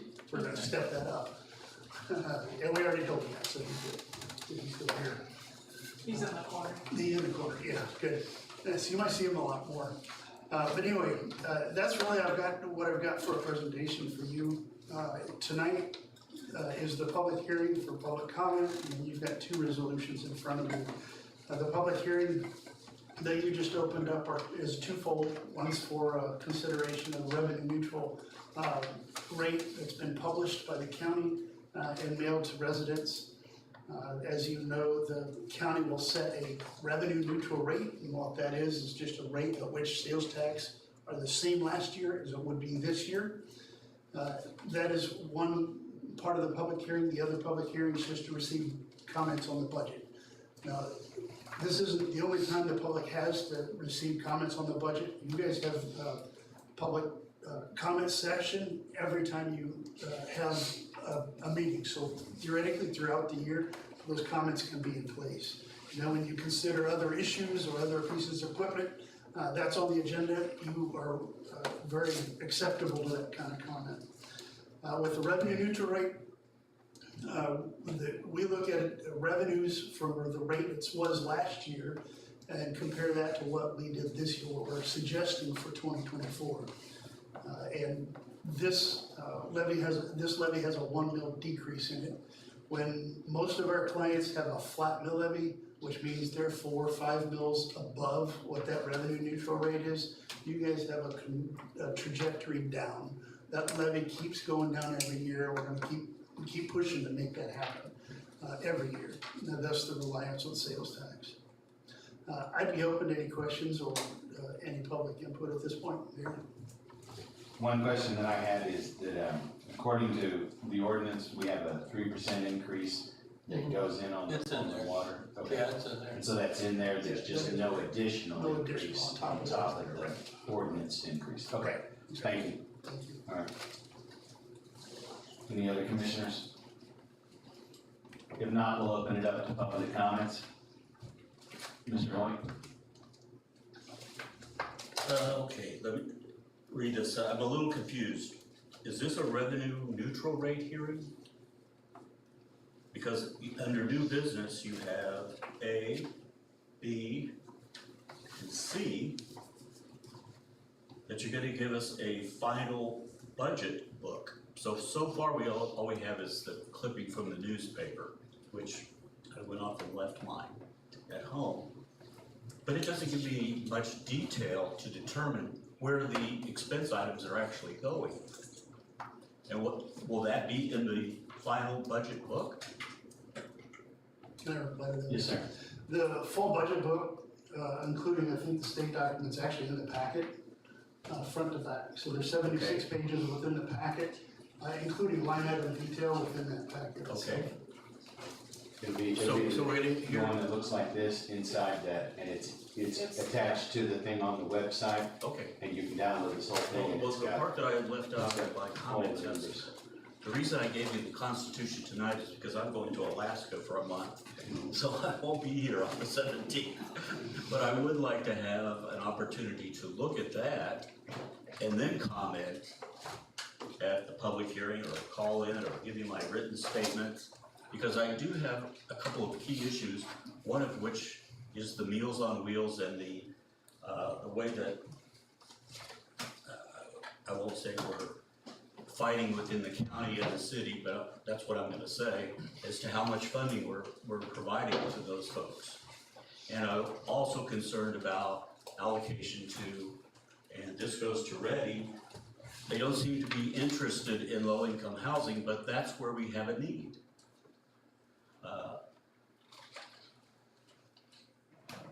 Yes, him.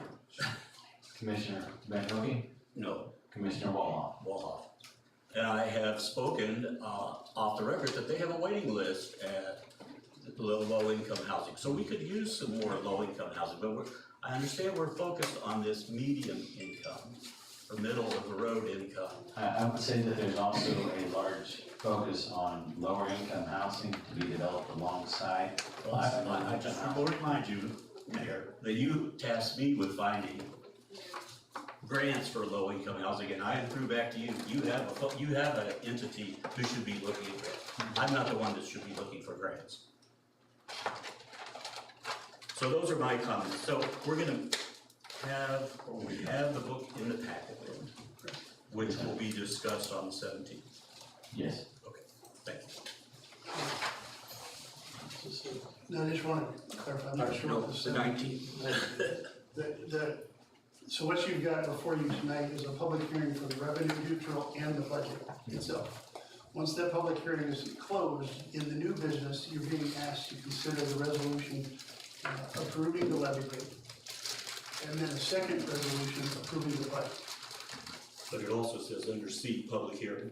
Yeah, under C is an amendment for the 2023 budget, which would be a public hearing for 23. Okay. That's not for 24, but it Gotcha. should be for 23. So that, I think maybe that clarifies some of the confusion. Yes. Is there anyone else out there who would like to make a comment during the public hearing?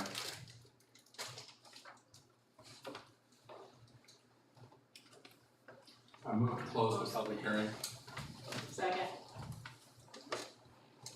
The discussion would be, I could submit questions to Ben or through the mayor, or how would you like me to do that? Either I'm through leaving the- on the 12th. Either through the city manager or one of the commissioners, and then Okay. we'll get those to Ben for you, yes, sir. Thank you. It'd probably be best to send them to me, That'd be fine. just in case Sure. Yes, sir. too many get on there. Thank you. Captain Lawler, Yes. Melissa Gunn, Yes. Tim Van Hook, Yes. Katie Harrington, Yes. Matthew Wells. Yes. Public hearing is closed. And then when it's an age-related disability, when you forget names. We'll move on to our new business for this evening.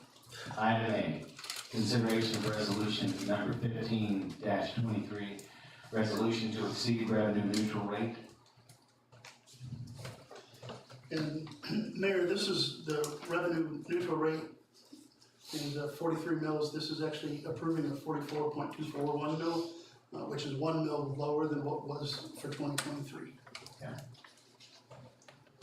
So we are continuing to lower taxes on our citizens. Absolutely. And that's what we want to focus on with this. Absolutely. Does anyone have any questions from Mr. Hart on this? If not, I'm looking for a motion to approve resolution number 15-2023. I move to approve resolution number 15-2023. Is there a second? Second. Melissa Gunn, Yes. Tim Van Hook, Yes. Katie Harrington, Yes. Evan Wolhoff, Yes. Matthew Wells. Yes. Next item is consideration of resolution number 14-2023. Resolution to adopt 2024 operating budget and final budget book. Mayor, this is where you would approve what you've been working on this summer, 30.680 million.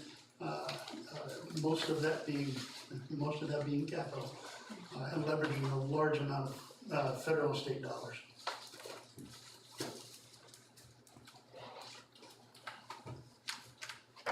Are there any questions about resolution number 14? If not, I'm looking for a motion to approve resolution number 14-2023. I'll make the motion to approve resolution number 14-2023. Second. Tim Vanderkey, Yes. Katie Harrington, Yes. Edwin Wolf, Yes. Melissa Guns, Yes. Matthew Wells. Yes. Ladies and gentlemen, I just want to say thank you. This is 2 years in a row that I've been able to be a part of this commission where we've lowered taxes, and I can't tell you how good that feels to be a part of that. Move on to item C, consideration of September 19th, 2023 is the date for the budget amendment public hearing. Mr. Hart. So we've got 3 funds that we need to amend. In this case, all 3 of them are, well, 2 of them are capital related, the other one's just a movement in operating activities. Within the 23 budget, a golf course fund obviously was not contemplated, so we need to set the budget for that and have it approved. What we typically do is bring forward to you amendments we know we're gonna need by the end of the year, and then toward the end of the year, we'll bring in another one, just like we did last year. Amendments in the budget is not a bad thing. They can happen for a multitude of reasons. It can be derived from the public, it can be derived from the commission. In this case, as we put the budget together, there's several changes we wanted to make. Golf course fund is being set up. That's where all the revenue for the golf course is gonna be. Everything on the expense side will come from that as well. And that'll actually come out of the general fund for transparency. We'll be able to see that on a monthly basis, and that starts, now. Then the second thing is water and wastewater. Those are 2 different funds that we're asking you to amend. What we're doing is setting up a bigger reserve to allow for capital to be decided this year, and we just need you guys to really approve contracts as they come through and not have to spend time considering a budget amendment on top of the contracts. So this actually expedites that process. Your attention is gonna be spent mostly on the contracts than it would be anywhere else. So this actually gets a jump on that. Within the 24 budget, we did a little bit of the same thing, including reserves and some of the capital funds, so you have more flexibility as you move forward. All we're doing is setting the same thing up for both wastewater and water. If there are no questions, I'm looking for a motion to set September 19th as the date for the budget amendment hearing. Also moved. Is there a second? Second. Katie Harrington, Yes. Edwin Wolf, Yes. Melissa Guns, Yes. Tim Vanderkey, Yes. Matthew Wells. Yes. Ben, if you will relay to your team, thank you very much for all y'all's hard work. Absolutely. It has been an excellent partnership working with y'all, especially through this budget. The clarity and the way you put together everything made it a lot easier to make our decisions. So thank you. Absolutely. Move on to item D, consideration of resolution number 13-2023. Thomas Russell. How are you guys this evening? Give me just a moment. I have it set up on the TV up here so you'll be able to see everything. Nancy, could I ask one question? Yes. We still have stormwater as a separate account? Okay. Yes. It's not included with the wastewater? I'm still watching. He's gonna tell me when to have it. Yeah, no transfers in. No transfers. We're good on that. So we're doing just the first 3, correct? Okay.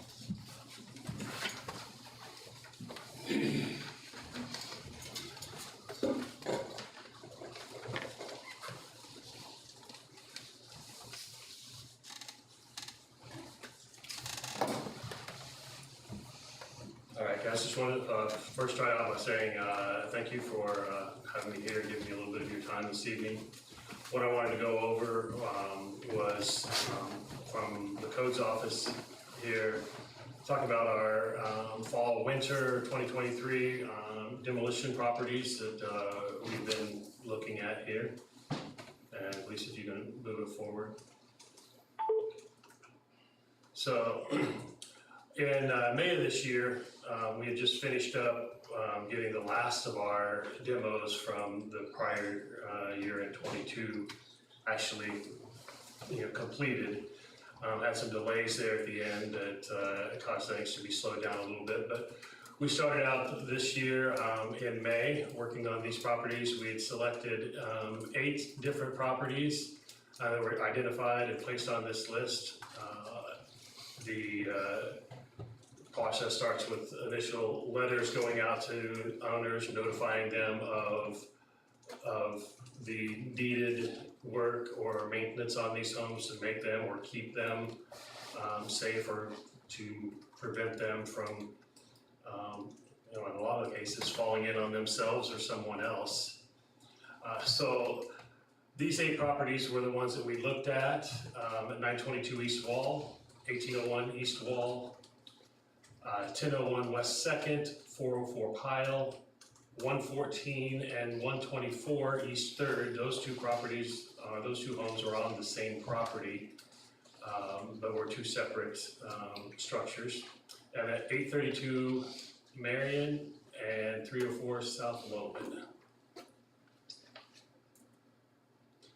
So over the last 4 months since our original letters went out, we've had some success with several of the owners in getting things taken care of or being able to move them forward. We'll start with the 114 and 124 East 3rd Street. This is just a block over from us here, right there on 3rd Street at the top of the hill.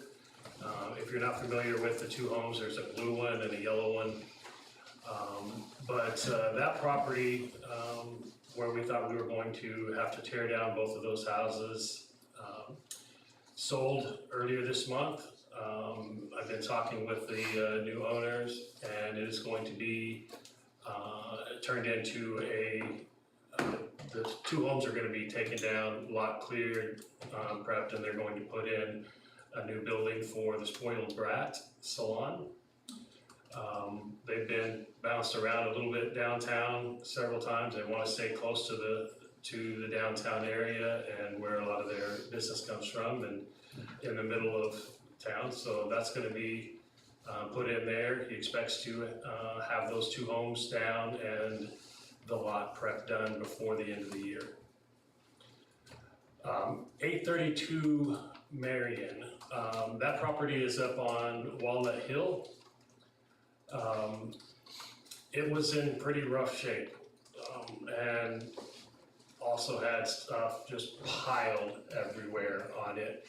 But here recently, just last month, that property also sold and is being remodeled by new ownership. 404 Pile, if you would ask me when I first moved back here, I couldn't have told you where Pile was, and you'd be lucky if you could find it as well, because it's back in a little corner. However, that one we were also able to get the owner to take down themselves. And then the last one at 304 South Loman, that property was also sold to a neighbor that lived next door to it. It was removed and is now an extension of their yard. So those 5 homes out of the 8 that we started with, we felt like we not only saved the city a bunch of money, but we're able to get the right people involved and so forth to get these either taken care of or taken down on their own. So the remaining 3 remaining properties, we're seeking approval to move forward with the demolition. Obviously, it's sending it out to bid and so forth is where we're at now. But they're the 922 East Wall Street, 1801 East Wall, and 1001 West 2nd Street. So I'll start here with this one. This is the 922 East Wall Street. This one has a multitude of issues. In the front, where it has some rock foundation, rock and block foundation underneath it, that area is cracked, settling, or completely missing. As you can see, if you look at this photo here, that front porch falls off to the left. There's nothing under that holding it up, but the roof decking,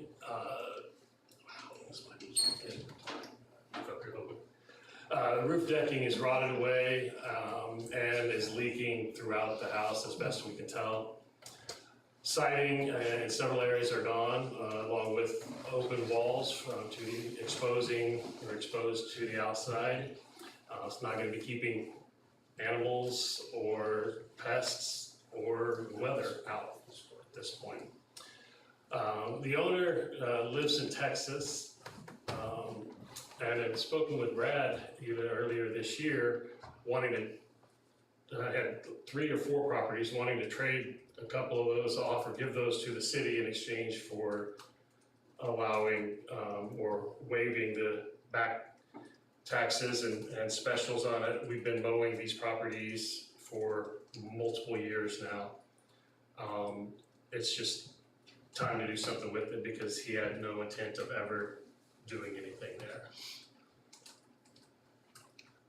Next you'll see just a couple of photos, additional photos of that area. A pair of pictures there you can see on the right-hand side where the portion of the exterior wall is gone.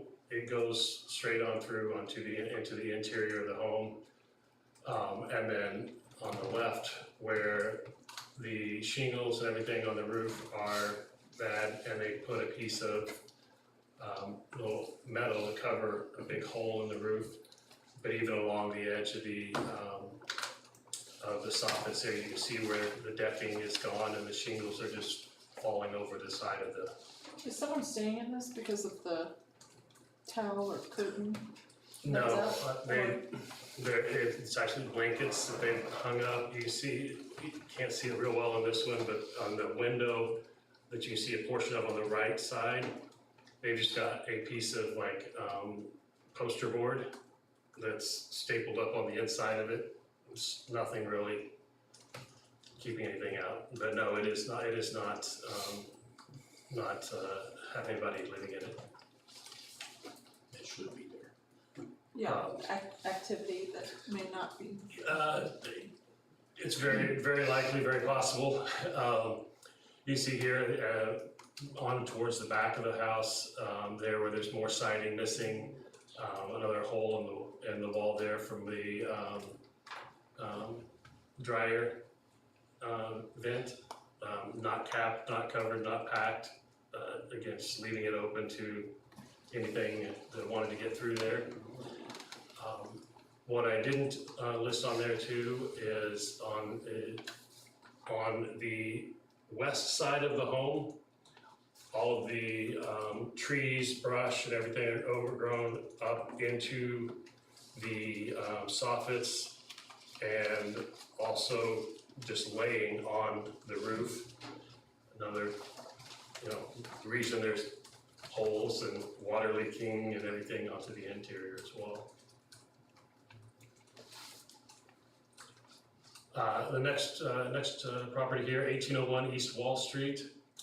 The owners on this property have been deceased now for several years. We have been mowing it, taking care of it, all during that time.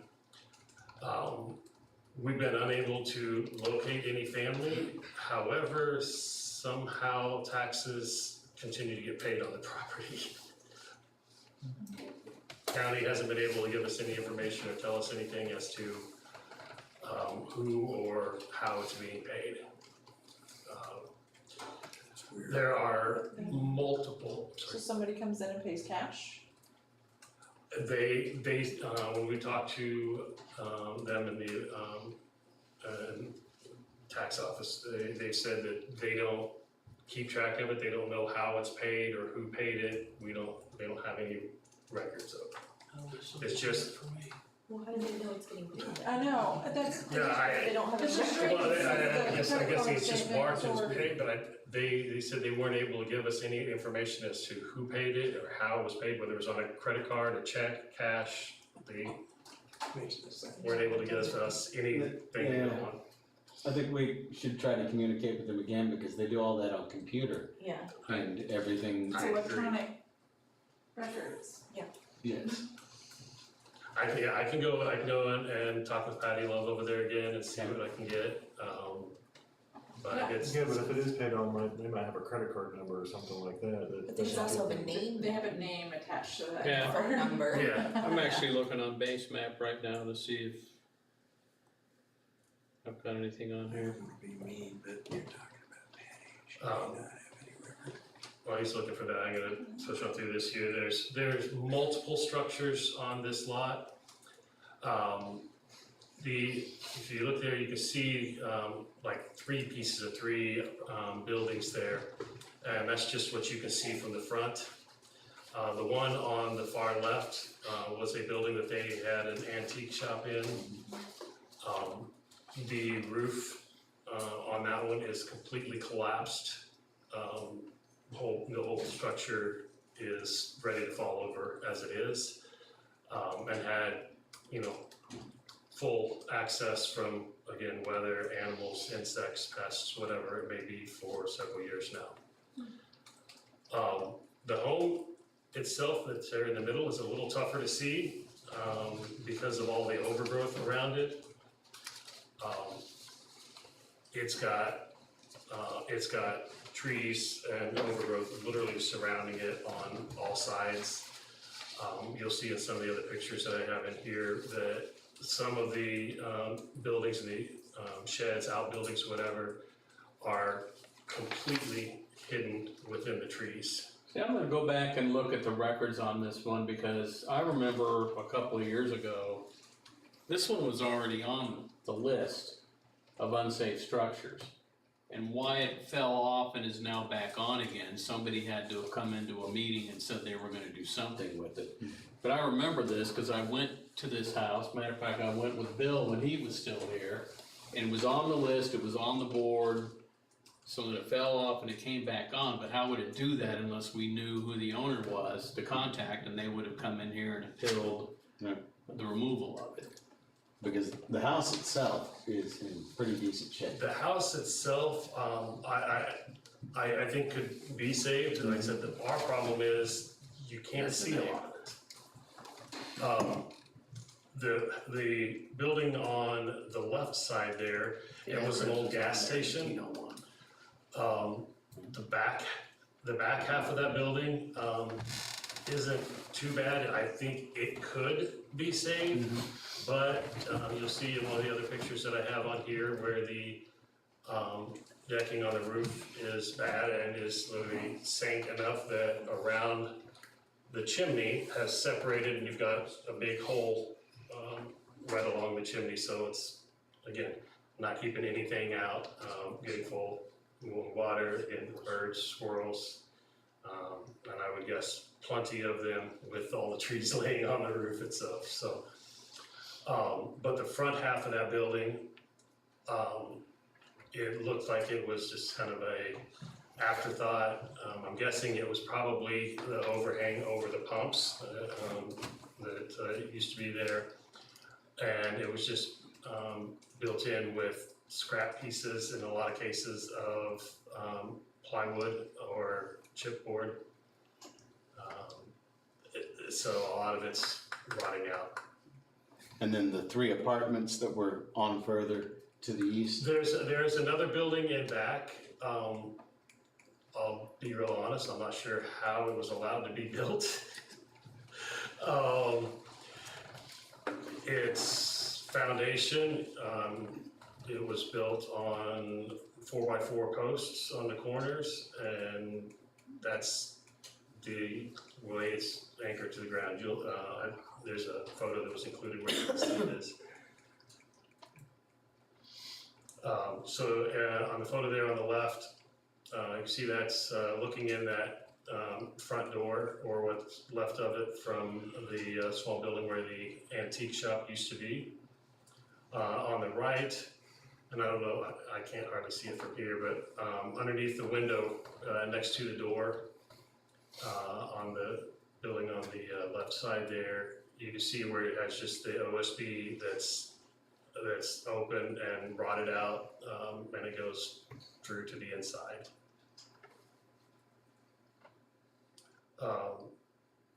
The crack in the foundation there, looking at that could be fixed. That's not that big of a deal. It does go all the way through, where the brick had completely separated. They had just, covered it with concrete there to, patch in the past. However, if you were to go just on around, and there's a little room off the back of that building where the foundation wall looked like somebody had punched a hole about like this in the side of it with a sledgehammer. And it goes down into the crawl space, or it's tough to see with the lighting and what I could get to when I took these pictures, but could be even a partial basement or something that's under there. I hadn't been able to clarify completely on it. And then that on the left-hand side you see is the west wall of that home, and you can see with all the trees and everything just laying, there on the roof, have been for years now. So, top right is that building that I think is what you were talking about, Matt, had the apartment or whatnot in it. And you can see how they just stood on the 4x4 post. I didn't go digging around it or anything, but when I'm looking, it didn't look like they were even set in concrete. So that gave some concerns. But then to, not have your crawl space or the area underneath closed off or anything like that to put it up. But that building is also just completely surrounded by trees and overgrowth. You can see the photo on just across from that on the left is the other side, and what that looks like trying to look down that other side of that building. Underneath the one there on the left is the house on the west side as well. You can see where it's all just overgrown up around and through into the home. Now, again, I think it could be saved if you had somebody that was willing to put the time and money into it, but it would also require tracking down owners on this, and thus far we hadn't had any luck doing so. The other two photos there, the middle and the right, show you what a couple of the outbuildings out back there look like. It's completely surrounded in overgrowth, trees and brush. Can only imagine what that says for the structure itself and the interior, anything that might have been left there.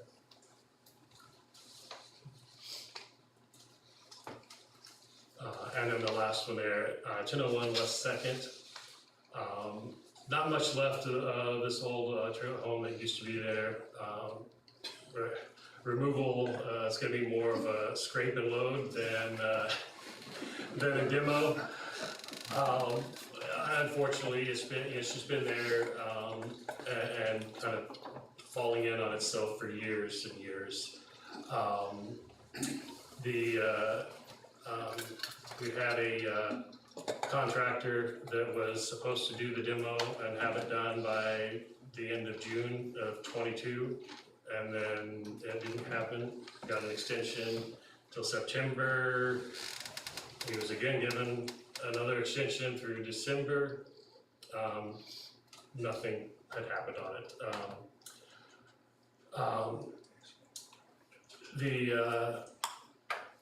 The thing we ran into on it today, I went over, I had to get updated photos on it today, and he had started on that project today. Yeah.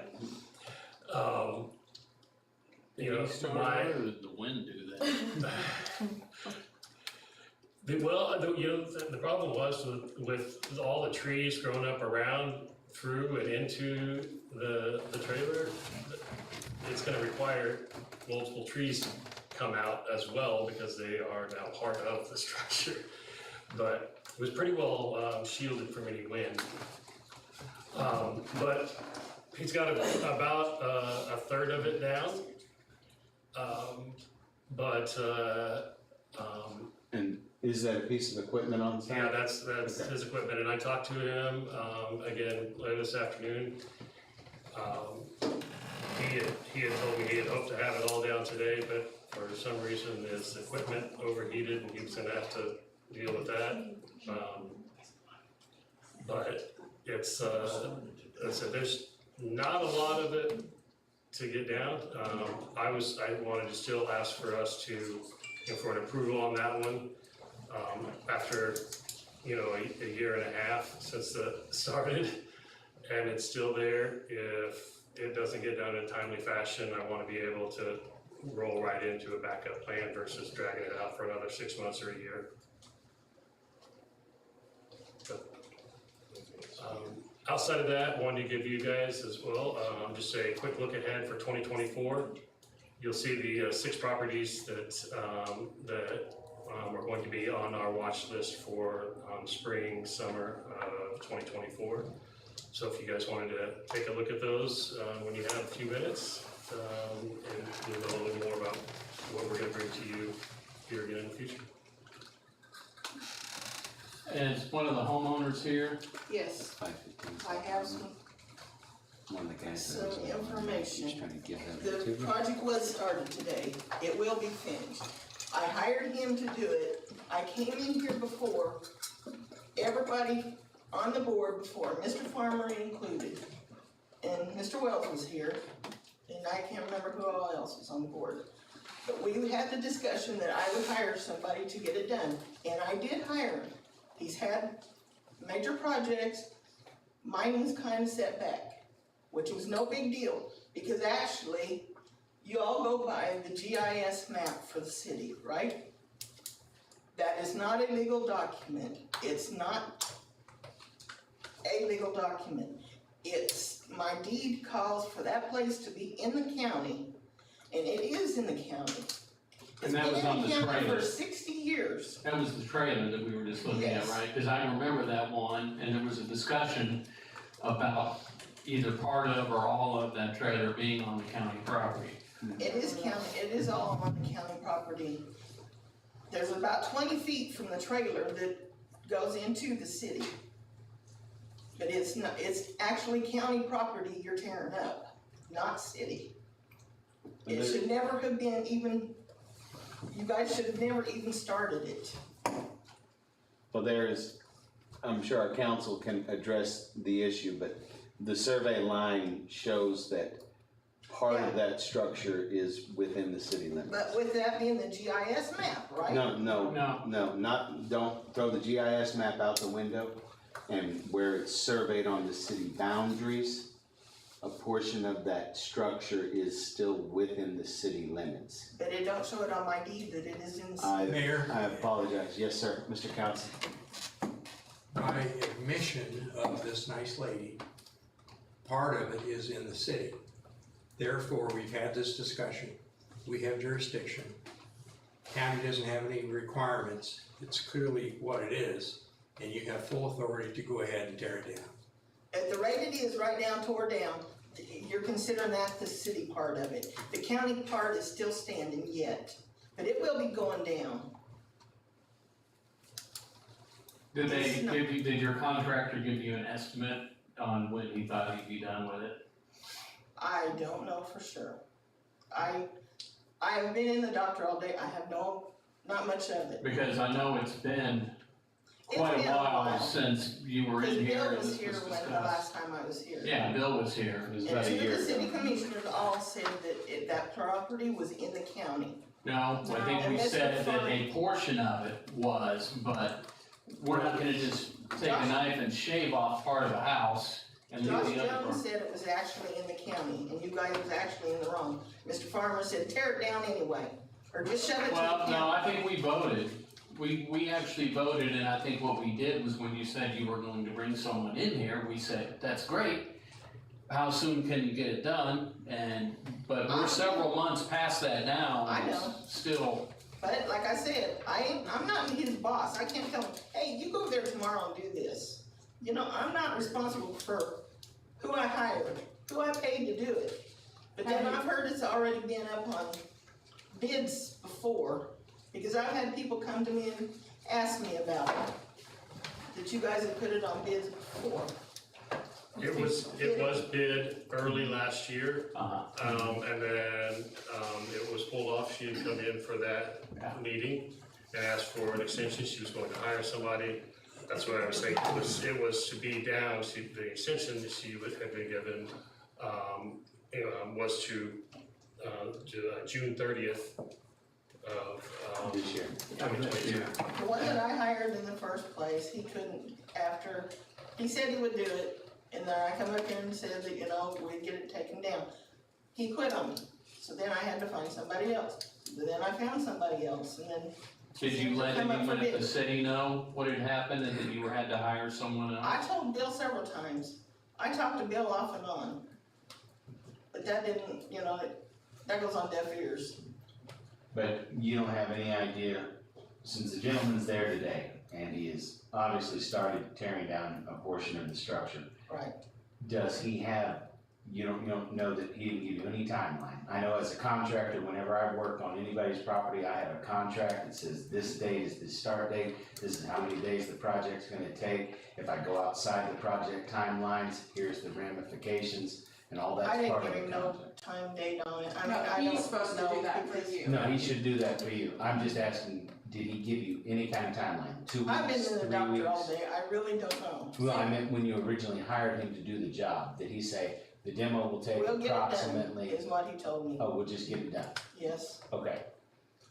Alright, that's all I, you know, yes, he ma'am. said. Okay. Alright, But there is more places that you guys don't know about, sneak around the city, that things you do, like the fences, you have to have them code certified, right? they are supposed to now be certified by code. And last year, we did approve a fence ordinance for the city of Fort Scott. Right, that's the meeting I was here at. Mhm. Well, I know, well, I've got pictures, and I've got several pictures. You've got a junkyard here in town for automobiles with a racetrack, and I bet y'all didn't even know that. Well, ma'am, They're trying if to that's build the case, then you should report that to the city manager and the codes enforcement. We do have I just found out about it last night, so, you know. Well, it's we not- appreciate you bringing it to our attention. I would encourage you, if you have code violations that you want to, address, to please reach out to the city manager and the codes team or use our new app. Right now, the subject before us is what we're going to do with these three structures. Mine is gonna be tore down, guaranteed by the guy that I hired, not the guys that you guys hired. Ma'am, we gave you an extension also, and Right. we're just discussing that now on where we're gonna go about this. Alright, so item D is consideration of resolution 13, 2023, and this is for your structure 101 West Second Street, correct? Yes. This is the first one up? Okay. Would anyone be opposed, since she already has a contractor on site, of getting a 20-day extension, or at least till the next meeting, and let's see how Just till the much. next meeting. Just till the next meeting. Just till the Yep. next meeting. Yeah, till the next meeting, September 19th? Which is on September 19th, and the codes team will come in and tell us. It gives them 2 weeks to get it down, that's more than enough time to get that cleared out of there with a piece of equipment. Okay. Alright, do Yeah, we but have, still, I mean, you guys overstepped your bounds completely. By giving you an extension? No, for the county. You If clearly you're gonna tear stated my, the property. well, the part you say is in the city, part and in county. It's Which I all have encompassed in city one. property and I have county property. But the tearing the trailer down in the city part, that's what's down now, considerably. The county side's still standing, so when you take that down, you guys are stepping across the city line to tear that down. Am I not right? I don't know. Counselor. Ma'am, that decision has already been reached by this commission. They're not gonna talk about any legal ramifications at this point in time. They've already taken an action and they've been very generous with you. You've come in here and admitted that your property is inside the city, period. You're saying it's inside the city, I'm saying Ma'am, it's it's a outside the trailer, city. it's one piece. It's like if it was a car, it was parked. You say, well, the trunk's in the city. No, it's all in the city or it's not. My deed shows that it is in the county, I'm not arguing with you, and they're not gonna give you a legal opinion on this.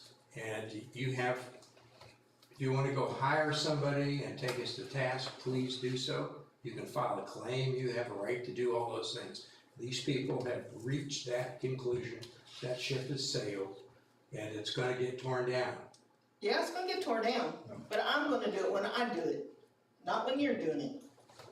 I don't wanna argue with you. Okay, well, I would move on resolution number 13, 2023 for the structure at 1001 West Second Street. The homeowner came in and that we give them until, September 19th for the codes team to come back in and report, and at that time, we can vote on moving forward with the resolution for the city of Lumen. Second. Edwin Woha, Yes. Melissa Guns, Yes. Tim Van Hookey, Yes. Katie Harrington, Yes. Matthew Wells. Yes. Mayor, could I speak for a second? Yes. I look back on the minutes. Commissioner Jones said it could be in the county. So, one, I will say with respect, when we're doing these presentations, let's refrain from laughter or negative comments because I know this lady. That is her family home for many, many years. Actually, it was your parents' years. So it means something to somebody.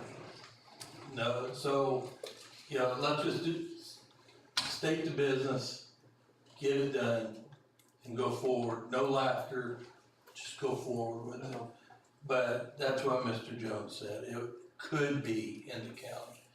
If you do look at the map, it is split right down the middle. And by no means, ma'am, am I laughing at you, but what I am saying is what gets frustrating to me in here is we do look at a lot of these, and folks come in and they say, I'm gonna do it, and I'm gonna have it done by then, and then it circles back around again, and it's frustrating for the homeowner, for you, but it's also frustrating for us and for the resources we have to try and Well, manage like when I was these. here the first time, I didn't know the first guy was gonna quit on me. I mean, you know. Well, I understand come that. in good faith saying, yeah. That's why I would he's encourage in. anybody, that comes into the commission and makes one of these requests, if something like that happens, to notify the codes team and the city manager, so that when we get back into this meeting again, and we've circled back around, we're like, well, wait a minute, did you contact anybody at the city to say, hey, the guy that I hired quit on me? Right, I was talking to Bill, I mean, you know, Yes, he ma'am. told me call him, Yeah. so. We're gonna go ahead and give you, Look at him. we're gonna give you some more time to get it done. We have a motion and a second. Will you please call the roll? We already did. We already voted, okay. But thank you for coming in and making us aware of it this evening. Item E, consideration of resolution 12, 2023 for the property at 1801 West Wall. Is there anyone here from 1801 Wall? My main issue with this is gonna be that the house is in really pretty good shape compared to many other houses over on that side of town. It will not take very much to save the house structure.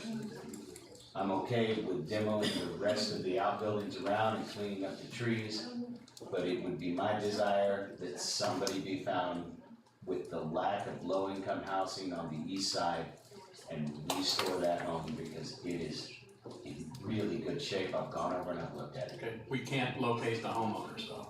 Well, Homeowners are deceased. the homeowners are deceased. Is that the folks? Yes. Addie and John Folk? Yes. Those are the ones that are deceased. So, I would like us to try to contact the county again and see if they can locate through the electronic system who has been paying that tax bill. Because I would hate to see a perfectly viable home tore down just because Well, it was close to viable last year. It was on the list once and came up, but now it's been another year. The apartment buildings out back, yes, those were in horrible shape 10 years ago when I knew the people who were renting them. Those are no go. The antique store that they had next to the house, that one's caving in on itself. You can blow it down if you tried real hard. But the house is in really good shape. I don't know if you can split the property if you don't have the homeowner. And unless they can find somebody that's, I don't know how they're paying their taxes. I don't know how you're gonna split the house. I understand. And I agree, the house is decent. I mean, they could make somebody You a also fixer-upper, can't but make somebody be responsible for a piece of property that they have no obligation. Yeah. If they're not on the title, they have no They obligation. can't sell it. They have no obligation. I can tell you from this website of our county, it shows John D. and Addie Folk That's what I show on my as owner Facebook as and well. taxpayer, so. But they're the ones that are I don't, deceased. I guess so, I'm Yes, not sure, I'm sorry. I mean, there are some folks around, but I don't know if it's relation. Are there specials on them? Yeah, the city's been mowing it, for a couple of years now. And I would have to look back to see if those were being paid as well. This was, on, what's it? I could ask Norm on that, if that was being paid as well, or if they were just paying just the taxes on it, because unfortunately, that is an option. Yes, at this time, this is just my request, is that we look back on that and we try to partner with the county a little bit more and see if we can locate who is currently paying the taxes. Because like I keep saying, I hate to see that house torn down with the lack of housing that we currently have. I don't disagree, but and I said, I know if, so somewhere where we could Yes, sir. take down if we had to take down the bad portions of it and leave the home as a. But you're saying the remaining structure will be completely safe.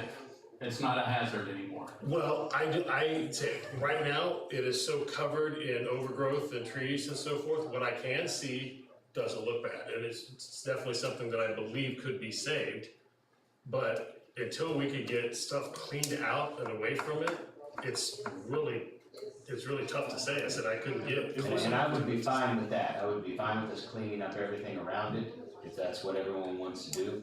But the house itself is what I would like to see us try to save. If we don't even know who owns it, how are you gonna get somebody to come in there and take responsibility for it? Yeah. Nobody's Well, gonna come in there and put money in. We're gonna demo the land and put it into the land bank. That's the plan. Oh, well, they would get if we were to demo it, it would go, and bill to them, obviously, they're not gonna get it, they'll pay it. But then it would, then go on tax roll as specials as well. So. Even the whole process for that, number one, somebody's paying the taxes on it, so it's not gonna show up in a tax sale somewhere that somebody can buy and then be donated to the land bank. Somebody's paying the taxes on it, there's deceased owners that have it. So we'll continue to mow it and take care of it, we'll continue to go over and knock down outbuildings. We don't know what it looks like underneath the overgrowth, and again, I know for a fact this house was on the list a couple of years ago. It was on the list last year, yes. And a question was brought up about the condition of the house and how we'd like to save it, and almost a year later, we're sitting here again, and I'm right on Wall Street where people come into town, we're talking about again, what can we do? And I'm not saying anybody's opinion is wrong, but again, it's frustrating. Oh, yeah. Because we've just gone full circle on this same structure again, and we're all trying to figure out how we're gonna save something that may or may not be structurally sound to be saved. Meanwhile, the neighbors that live around that property get to look at it every day, the city crews get to go out and mow it, the taxpayers pay for that, the whole 9 yards. And commissions 3 years from now will probably be going, okay, today we're gonna look at 1801 East Wall Street. So, make your motion however you want, I just wanted to make sure that I do understand, because a lot of folks talk to me and they say, you know, I thought you guys were gonna do something about this place. It's next door to me, I think it's a hazard. It's an eyesore, it's not safe. We risk our first responders, if someone's in there doing something illegal and it catches on fire, we gotta send them in there to get them out. Do we have anything, Chief, that would indicate that this house is being used for anything? I have not heard of anything, any issues with that residence, but I can check our records and. I wouldn't use that as a guide. We've done that in the past, and If there was some of that. yeah, I wouldn't use that one as a guide. Yeah. Has there been a motion or anything? Not yet, no. I said my request was that we get with the county and see if we can find out who keeps paying the taxes. Because if someone's paying taxes every year, there has got to be a paper trail. Gotta be some. We're 2023. There is a paper trail on who is paying the taxes. We're just gonna have to get the county to work with us a little bit more and try to track it down. And you want clear deed to it. If the taxes are paid, you wanna be able to get a good title. Yes, because otherwise we're gonna spend the taxpayer dollars tearing this down, and it's gonna sit there as an empty lot for forever, and we're gonna have a big empty lot. So we're still gonna be faced with the same ordeal if we don't try to find out who the land belongs to, so that we can clear the deed and get it into the land bank, if that's our end goal. You want good title to the property. Yes. So my motion is to table this one, along with the other one, until the next meeting on September 19th, and partner with the county on tracking down who's been paying the taxes for the last several years. Okay. Please, I'll get on that tomorrow. is there a second?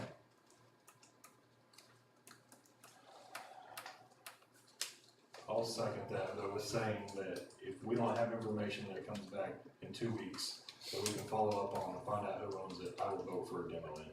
So I'll second the motion. Thank you. Melissa Guns, Yes. Kim Vanderkey, So the motion said by September 19th? Yes. Okay, yes. Katie Harrington, Only till September's at 19th. Yeah. Edwin Rolla, Yes. Matthew Wells. Yes. Item F, consideration of resolution number 11-2023.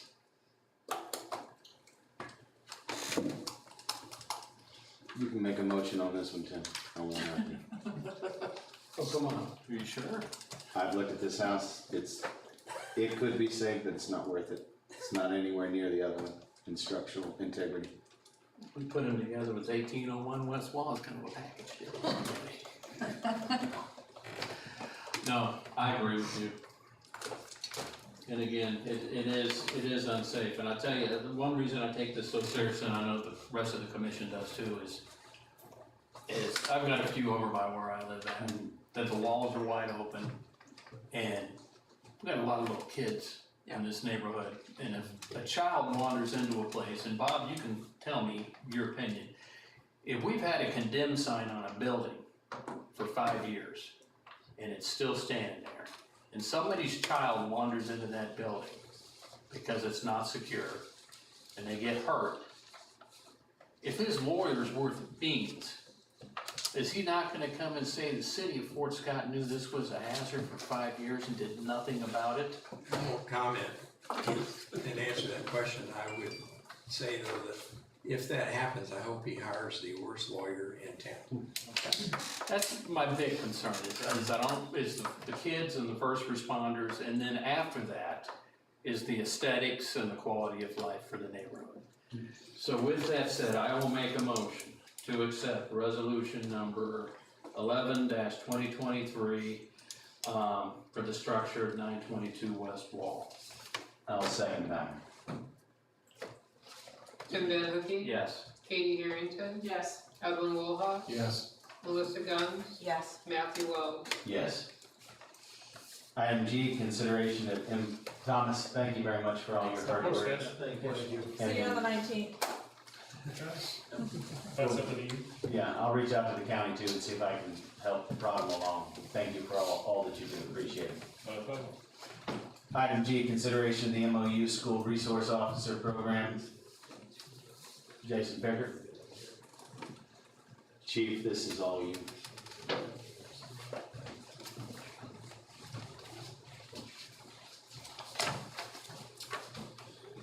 I believe this is the same MOU we've been operating on for the last year.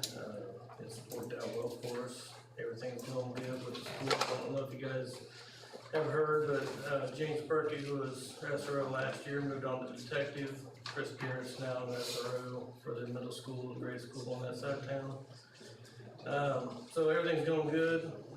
Wouldn't see any reason to change it. I have one request from the bus drivers, and that is to add something about traffic enforcement if needed. They have had several instances where people run the stop signs there at the schools, and as of now, the school resource officers don't feel that they have the authority to pull those people over when they do that. So, No, like you're talking about when they come around the buses, or stop signs. No, we definitely have authority to make those stops. we do? Okay. And in the past, Joe Allen has reached out to us several times. Yes. Hey, I'm having issues on this route this time, we'll try to help him out there, and I know he's going through transition, so I'm not sure who's gonna be running the buses for him, but it's not an issue. Okay. When they say they got a problem, we try to follow that bus around and be in that area. And typically, day to day, if we have the time, we try to sit in school zones anyway, and slow traffic down and be a deterrent. Okay.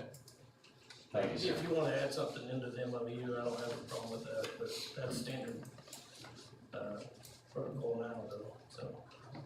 If it's standard procedure now, then I don't, if that's the way it's gonna be, then I don't think it needs. All you gotta do is ask, or, make us aware that they're gonna be. Now you have it in recording. Now having my recording saying. So there's no changes, just the annual renewal for the school year? Yes, sir. Yes. So I would move to, accept the MOU agreement for the period of 1 year, 2023-2024, for the School Resources Officer Program. I have a quick question, if I may. Is there a reason, again, that we're just doing an MOU and not an MOA for this, that we're gonna treat this like a binding contract where we're paying money to help, compensate? And, I mean, I love the way this is written.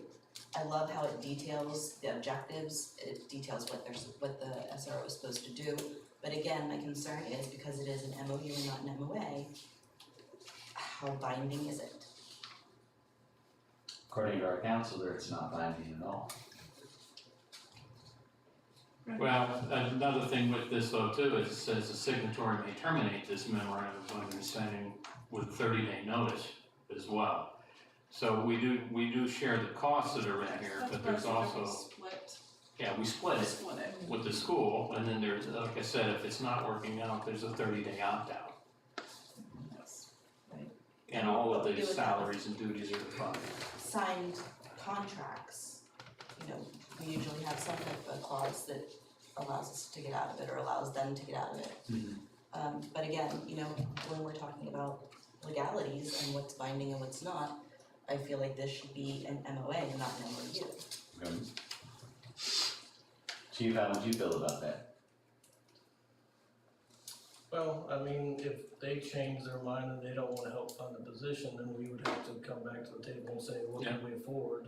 That did add to our manpower, at the end of the day, so Cause we also use them all summer long when they're not at the school. Yeah. I don't have, a strong feeling one way or another, but if it's an MOU and they change their mind on how they wanna do things, then we might have to change how we apply our manpower at that point. So, but I'll let Bob figure out the legal part of that. Brad, do you have anything to add to that? No, I agree with Chief that if they decided to change the way they're gonna do this, then we'd have to look at staffing for sure. But it would be a little more difficult for them to change what they wanted to, what they're doing if it's an MOA and not an MOU. Not that we wanna make things difficult, but we want to, we're talking about securing positions for the year for our officers and the SROs in the school districts, and that's an important function that. So the commissioner's just asking if we can change it from a memo of understanding to an actual amendment of agreement. And let's leave everything else the same. Yep. And then that makes it a little bit more legally binding for out the rest of the year. I mean, the 30-day opt-out clause is still there, it's still just a year. It just is a little bit more legally binding than the MOU. And our counsel is, Did we lose him? I believe he's gone to the restroom. As soon as he returns. Here he comes, he's Okay. coming, he's on his way. Bob, Yes. we have big I'm questions. causing trouble, Bob. Sorry, I had to go to the other room. You're fine. The commissioner has brought forth, the fact that if MOUs are not legally binding, since this is something that we're entering into with the school system that involves exchange of money, should we not change this to an MOA as opposed to an MOU, so it's a little bit more binding? Well, this is clearly a contract. Yeah. I don't care what you call it. I mean, I'm serious. It doesn't matter. You put MOU, you put contract, you put agreement, you can leave it blank. It's contract. There's money involved here that they're gonna pay us. So if we don't sign it, I guess they don't. No, the question is it just as legally binding as an MOU, or should we change it to an MOU? It is just as legally binding because this is a contract, no matter what you put at the top. Okay. There is actual dollars in here that goes from them to us. Okay. And we wanna make sure we get it, you can call it whatever you want, and I'm not trying to be smart about it, it's totally different. The other one didn't have any money changing hands. So in your opinion, it's okay as an MOU, it doesn't need to be an MOA? Yes. Okay, all right. Is there a motion to move forward? I've made a motion to move forward. And a second? We already have Tim making a motion. Yeah. Second. Okay, Katie second. Katie Harrington, Yes. Evan Woolhoff, Yes. Melissa Gunn, Yes. Tim Dan Hookie. Yes. Matthew Wells. Yes. Item H is consideration of relocation reimbursement agreement on the Evergy Fort Scott Energy Substation project. Mr. Mayor, Commissioners, I think all this is that there's a Jesus, it's hot in here, I'm sorry. reimbursement agreement from Evergy. I know what happened to the Sorry. The AC stopped working. Yes. On a time limit, we went over the time. We're gonna have to be out here by 8 o'clock. It's called goals. It is like, Yeah, so I think in your packet should be the agreement. Yes. All it is an agreement between the city and Evergy that they will reimburse the cost of constructing that project, which is the relocation of an 8-inch and an 18-inch sanitary sewer line that needs to move so they can do the repairs and expansions on that substation. So we're having the work done, they're reimbursing us for the work completely. Bob, have you had a chance to look at the agreement? yes, Any concerns? no, none. Up to the 233,000. They do say in here that if we go over it or circumstances create that it goes over, or if there's anything that causes the price to go over, we will be on the hook for the additional amount knocked in. Jason, concerns with that happening? The only question I had with that is if you would like an inspection contract added to that. And I wanted to, I guess, talk to Evergy if they would participate in something like that, or is it gonna be on the city to do that? I think that's a good ask. Yeah. Kinda need an inspection and a sign off. And then Jason, my question was, as part of this project, is there a way that we can look at tying in the runoff from the splash pad into this sanitary sewer so that we can feed it back over into our lagoons? I was gonna ask that same question. Great minds. Yeah, so I looked at the mapping, you know, as far as I recall, and I've asked for plans, but there's a storm sewer inlet at what would be the northeasterly corner of the parking lot that's right along National. I think that's where they tied in their drainage. I need to verify that. If that's the spot, then from there, it's about 120 feet to where a sanitary sewer line should be. It would have to be discovered to the east. Yep. We know where it's at. I mean, when we first went up there, we know where it's at. We'd have to go under the road, and it would be southeast of the whatever that's called, the Evergy, Southwestern Bill, whatever that building is now, I don't know what it's called, but that's where the sewer drain's at, sewer line. It can be done, and that was gonna be something I brought up, probably not tonight, but. Right. Well, I'm just, if we're looking at this project and we're gonna be doing all this work right there anyway, I wanted us to see about considering adding that to the scope of this project. Yeah, so that would fall under, you know, because we bid it and Bennett has the contract. I don't know if it's all final yet, but I think it is. You know, you can negotiate with them and add that to the project. They would just need to know what they're doing. Well, depending on the run and the cost. I mean, if there is a fund that we had available funds to do a project with, the wastewater treatment fund would absolutely be it. Yes. But it would be very nice to be able to recover and repurpose some of the water. And if it feeds into the lagoons, that's an excellent use of that water. Yep. During the summertime when we have issues with Yes. so Precisely, yeah. Works good. We're not having any more issues. I said when we've had We are not having any more issues. So that's that water.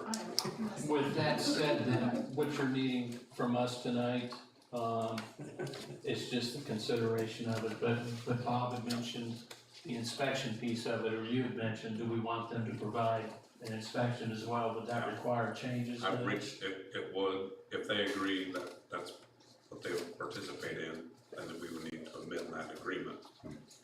So I don't know if you wait, I know we haven't got a start date or notice to proceed yet, So just table this. so we can table it. I reached out to the engineer that designed the project, I haven't heard back. How long do you anticipate that taking? Can you table it to the next meeting or the Yeah, that following should be meeting? plenty, 2 weeks is fine. I'll reach out to Evergy and the engineer again, but I think it's. I would make a the first motion question then, is Evergy. a motion to table item H, consideration of relocation and reimbursement agreement with Evergy substation project until the September 19th meeting, at which time the city engineer will let us know whether or not Evergy is good on the inspection piece we want to have. Second. Edwin Woha, Yes. Melissa Guns, Yes. Tim Gallagher, Yes. Katie Harrington, Yes. Matthew Wells. Yes.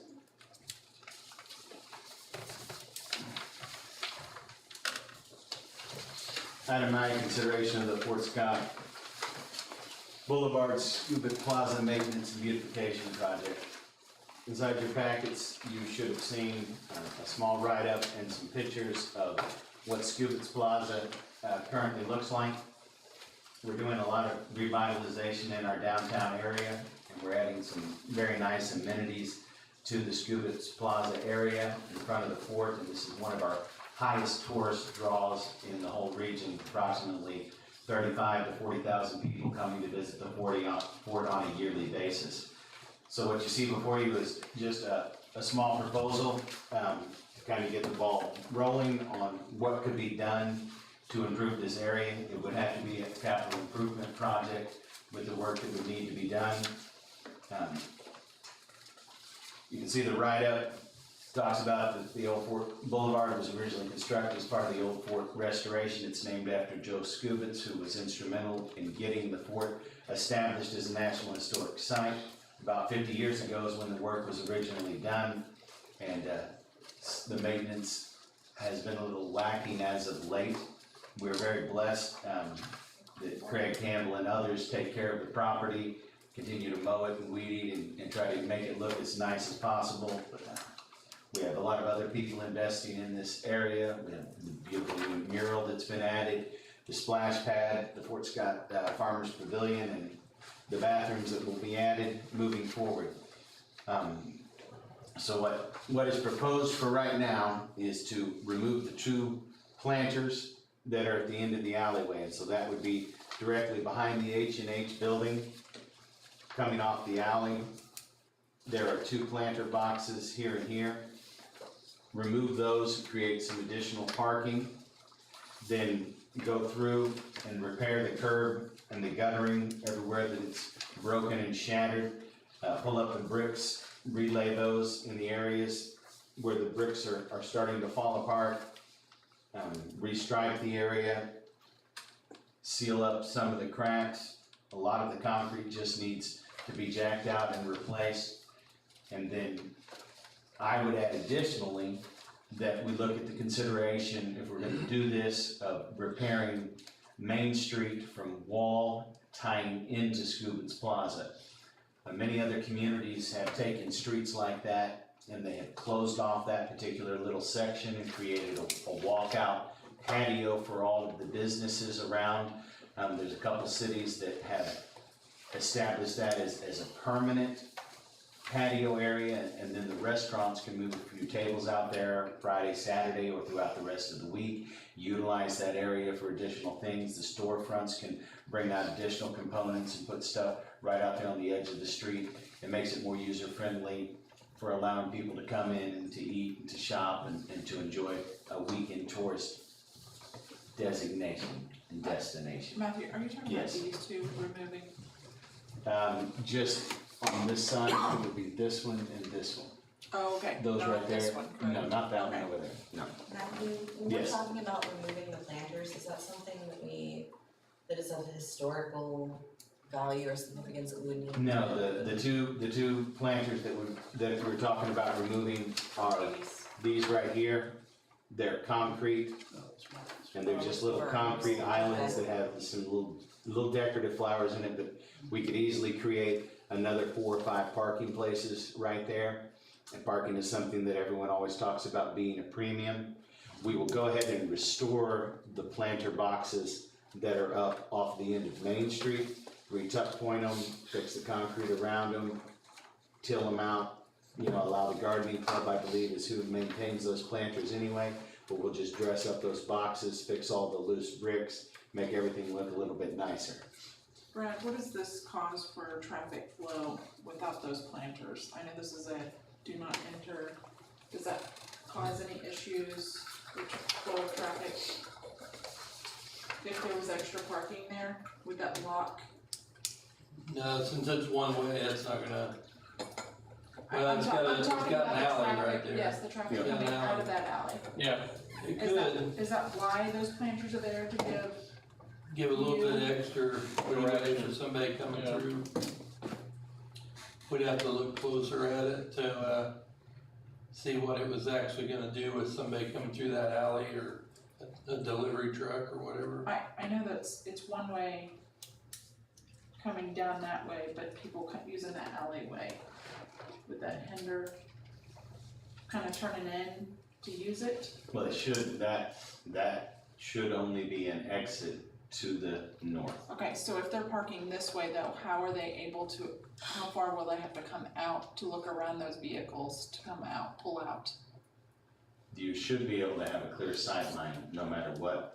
If you add extra parking there? Yes. I'm not sure how many more parking spots you're gonna get there. You would only be able to get, One, maybe one, I think you'd be able to get at least 3. not the way I for laid it that, out. not for that corner. Well, there's one on each side.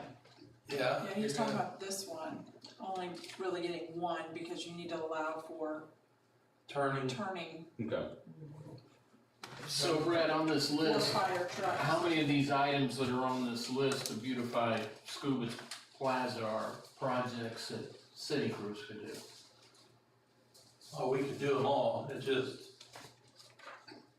what do We you have want the done manpower. and what do you wanna push back and, I mean, we could do Well, I them mean, even all. going as far as replacing the brick from Wall and Main to Scuba's That Plaza. takes a while, I mean, it's gonna take a little while. Yeah.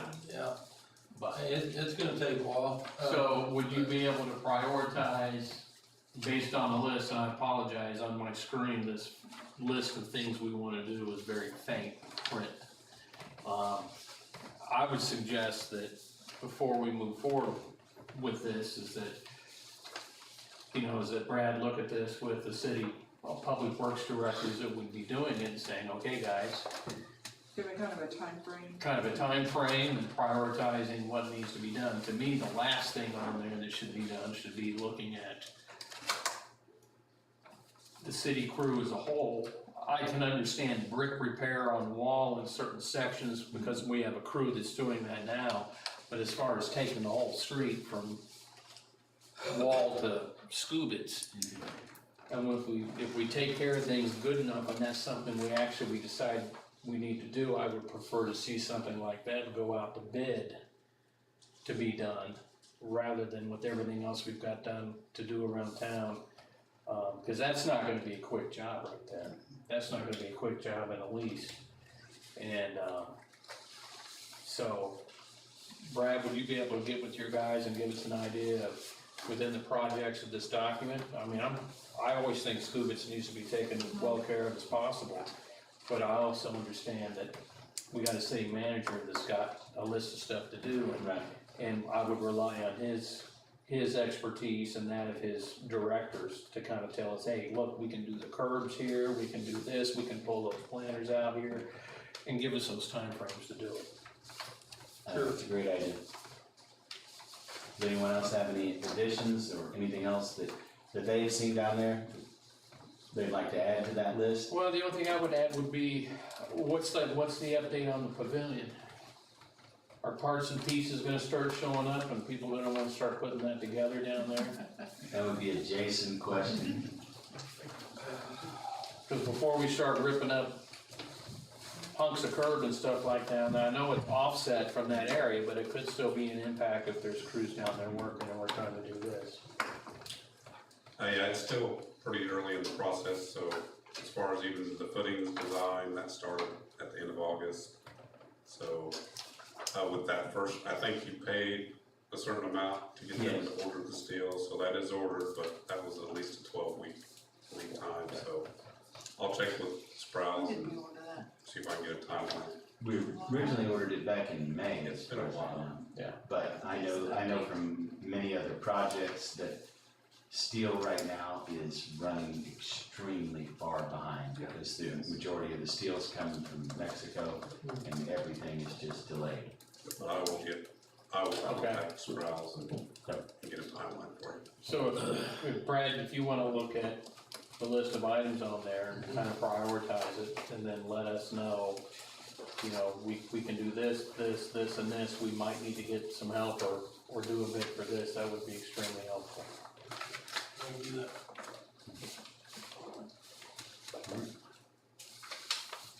Thank you all very much. Next item on the list is item J, the tourism grant guidelines. This is a program to establish and enhance, strengthen the positive economic impact of tourism industry in our community. What you see before you is just something, if we like it, we can move forward with it. What its purpose is, we have a lot of organizations throughout the year that come and ask us for money. Right now, we give money randomly to people, all for good purposes. This allows each and every one of those tourism draws to come to us, make their presentation, apply for this grant, and then lays out a rubric that helps us decide exactly how the money should be applied to them. It'll help us gather metrics on the tourism, on the transient guest tax, on the beds and heads, and allow us to show our citizens exactly how we're being able to leverage the amount of money that we're pouring into these excellent tourism draws being a benefit and a good use of their money. It will also make it easier, I believe, on the commission to not have to try to decide how much money to give to each organization. We can use this as a base and a guideline and allow them to apply for it. This is a program that has been utilized in several other cities. In fact, I drew most of the information that's in this one directly from some other cities who have a very successful program, and this is what they do when anyone needs money for any of the programs that take place within their communities. I totally agree with this, Mayor. Community Development Director, Tourism Director, and I were working on a rubric when you sent this to us. Yes, sir. So we can be fair and consistent with people that do come, organizations come, events come and request help, money for their events. And I really feel this is something we need. Maybe not just like this, but something that is consistent. Yes, sir. And Okay, I'm so all I'm gonna for ask that. a couple questions about, it's pretty vague.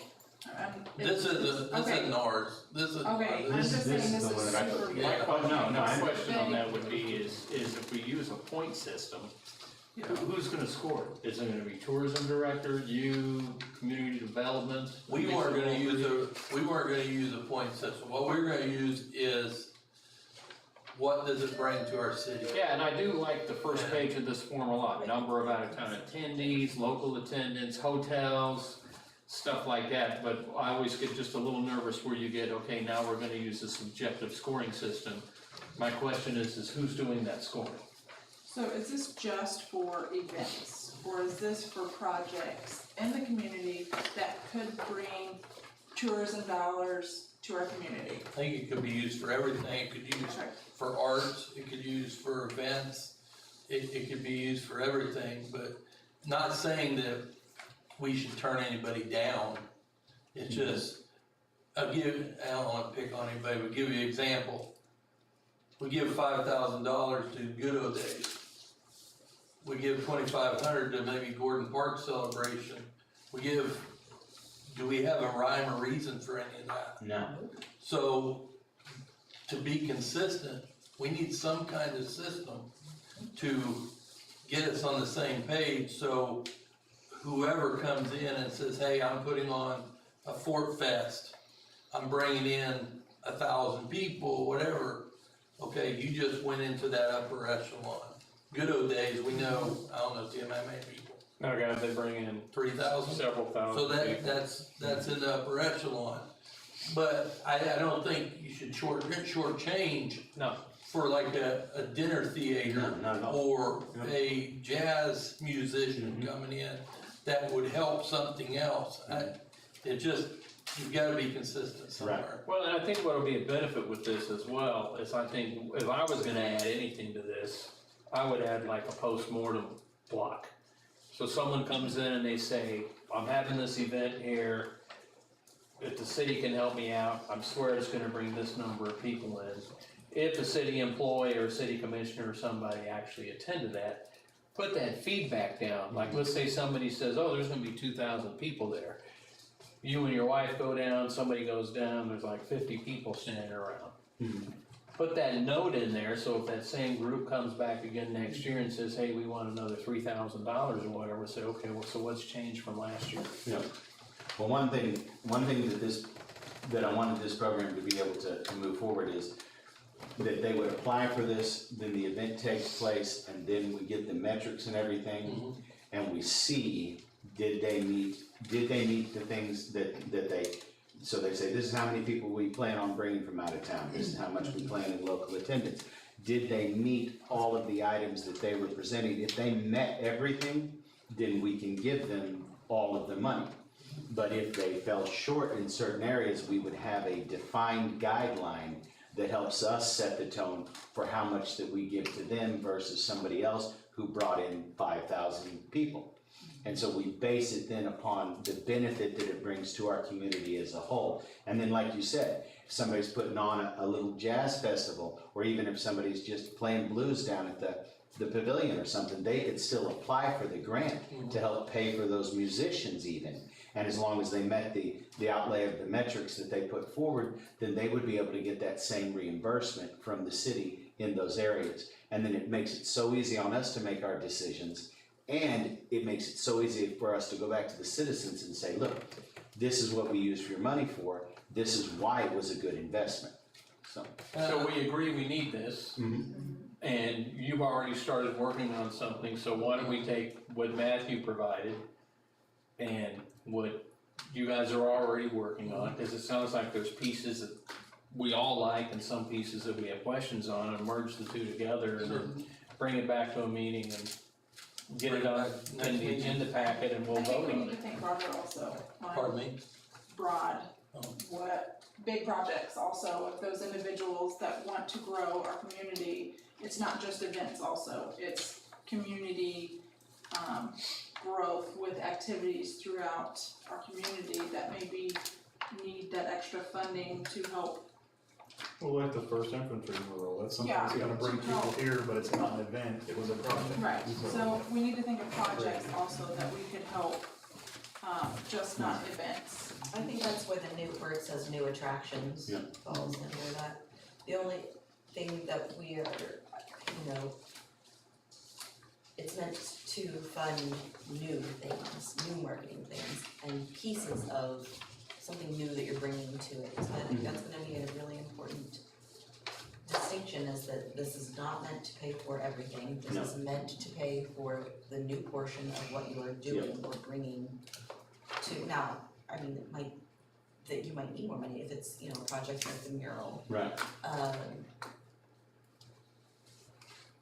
Rachel, did you have a point you wanted to make? Will there be any type of matching that will be required?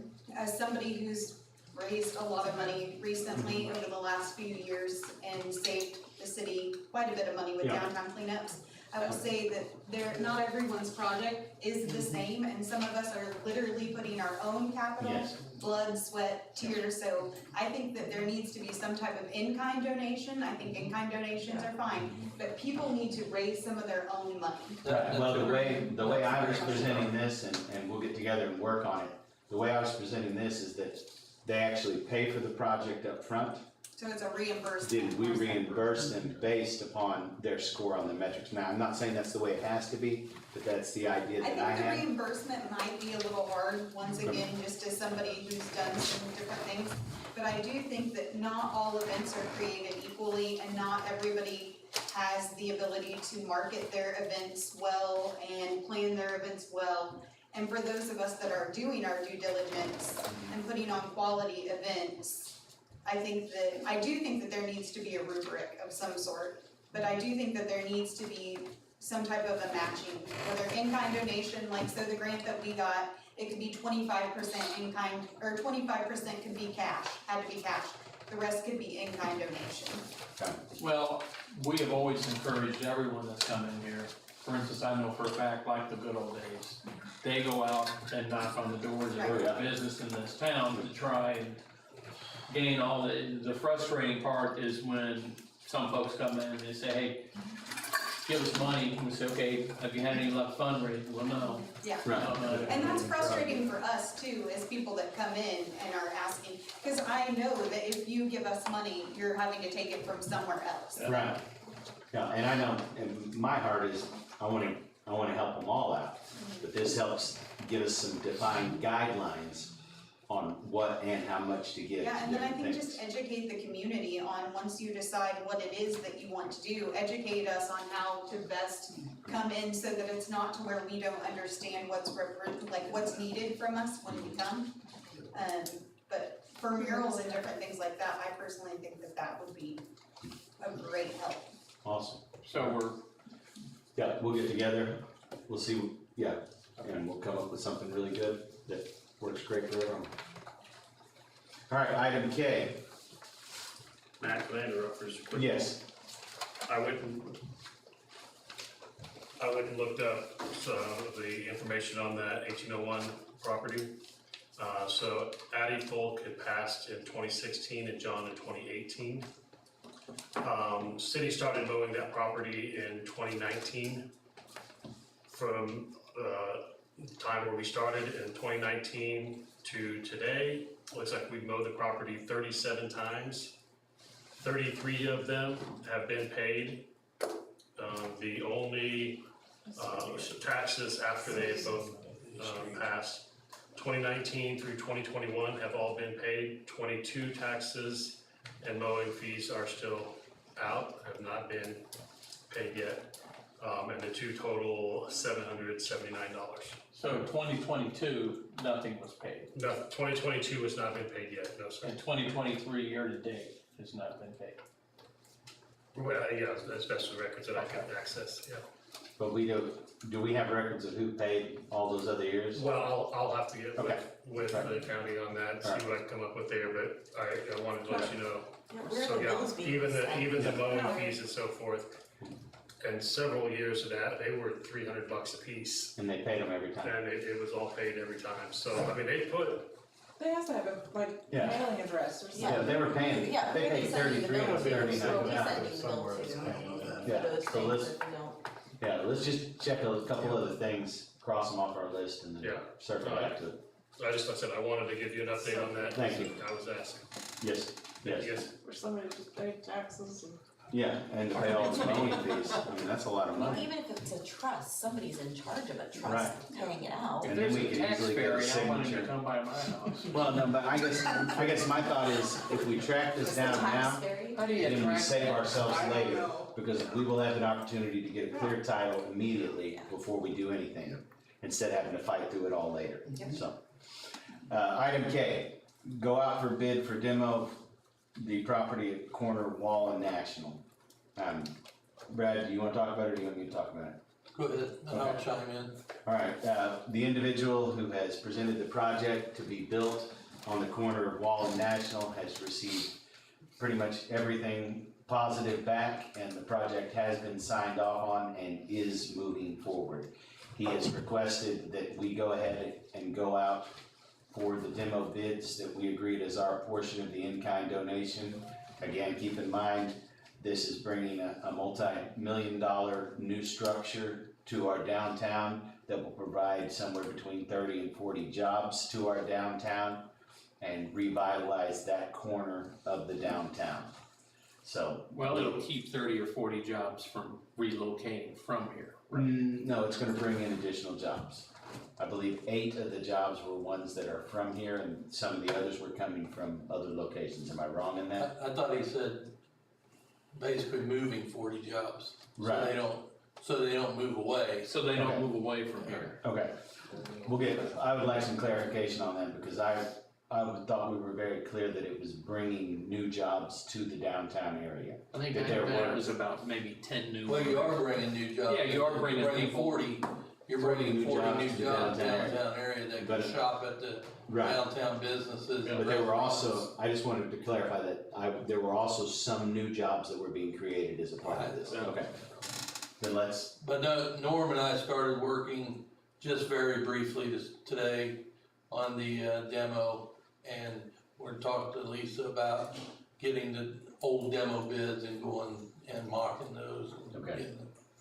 is this something that we could have ready by how soon? If he's ready, we'll be ready by Okay. next meeting. Well, we need to get the bids though, because we These- kind of did have an estimated ballpark Well, of no, I what we mean, were hoping. We'll be ready to go out for bid Go out next to meeting. bid, yeah. Well, he's ready, from my understanding, he's ready for us to go out to bid now. We have to, we can't, we Is have that to what you put it read? out for, Well, that's what I'm saying. Is that what you read? Is he ready to go out for bid? On his email? Yeah. In fact, he directly asked us in the communication to go out for bid, was my Well, understanding. he's But ready, yeah, that's- he's ready to move to that. Yes, and that's why I was asking if we could go ahead and vote tonight so that y'all can get the paperwork and send out and go out for bids. We'll be ready then. Okay, so that being said, I would like to make a motion that we go out for bids for demoing the structure on the corner of Mall and National. Well, two structures. They're separate. They are? The hotel, the only thing connecting them is that bridge. Catwalk. The catwalk and all, yeah. But I, what's it, it's like 10 North National is the official address of it. Everything at. It starts their name to us. Alright. That was my daughter. So yes. Is there a second? I have a second motion. Do we have a date that we're planning on, that we need to get this out by? Do we need to set a date for when we want to have the? How long do you think it'll take to get the paperwork together and send it out? Probably first of next week, I would say. Okay, will that give enough time for us to get them back by the September 19th meeting? No, we'll need to probably go out for a few, Isn't it probably be the first meeting of next month. First meeting of next month, okay. Yeah, for the bids to mail out, and they're sealed, right? Yes. Yeah, this isn't a house being torn down. We would have to check and make sure though that there's no, I would refer to Jason maybe as far as there may be a legal time period that the bids do have to go out for. If we're writing it ourselves, it's different. Yeah, if it's you, if there's no federal or state funds, there's no restriction, but It's being state the funds. scope. It's state funds. It is. Well, not on the demo. On our part of it. Not on the demo. So, yeah, if it's, the city's doing it as part of an in-kind piece, then you're not limited, but at the scope of this, you probably wanna be at least 3 weeks. I would say so. I was gonna say 30 days. Yeah. So, That was 30, just to be on the safe And yeah, side to get. state guidelines would say 30. Yeah. okay. Can we have a It motion still and a allows us second? to shoot for getting them back the first meeting in October, right? So, No, first meeting's First the meeting in third, October. first Monday, first Tuesday. First meeting is Still third. Yeah, it's the We third. can always have a That's not special 30 meeting days. if we need to. Yeah. Okay. Yeah, so the motion is to go out for bid for the demo of the 30 structure. days. We have a motion and a second. 30 days. A second. Oh, did you second? Edwin already seconded it. And who was the initial bid? I mean, who was the initial motion? Tim, Matthew. Yes, Thank you. Okay. Katie Harrington, Yes. Tim Van Yes. Melissa Guns, Yes. Edwin Woolhoff, Yes.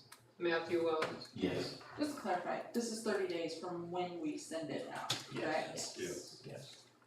Edwin, that would not be our He first just- meeting, he sir. just said I you know, had but to that have still would 3 not give weeks. them Alright. an adequate number of days.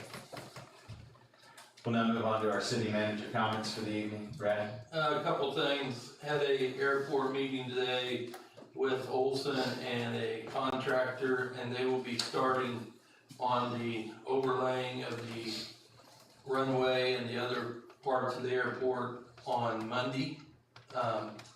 Good news, in my part of it, little good news, is they're gonna have, several tons of millings available for us to use wherever.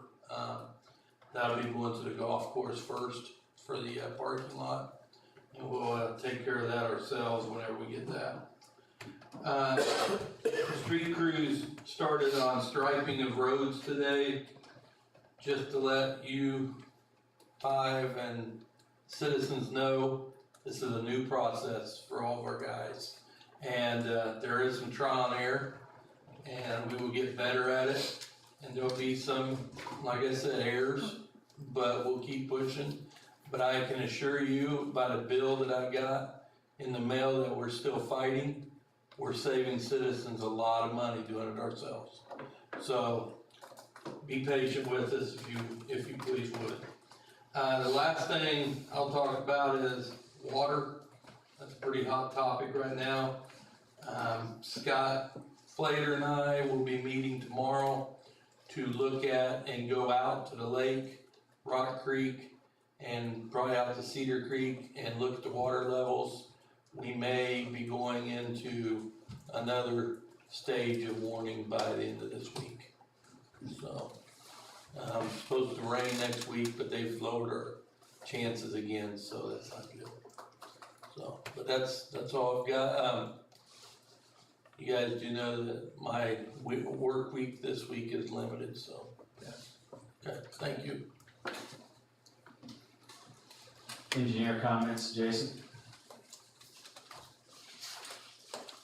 Thank you, just wanted to update on the last meeting that going to bid for the South Industrial Park water line was approved, so I'm finishing up gathering the specs for that. And I'll send Lisa and Brad the information to get that advertised. Hopefully, I want to say by the end of the week, but it'll probably be early next week.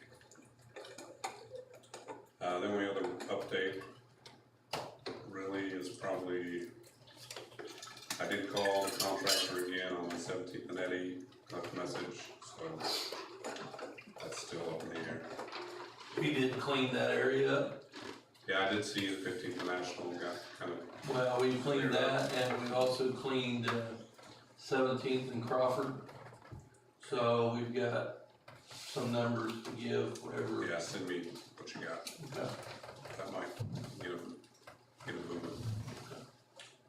If any other questions from the update, that's all I got. Yeah, Jason, so just one question.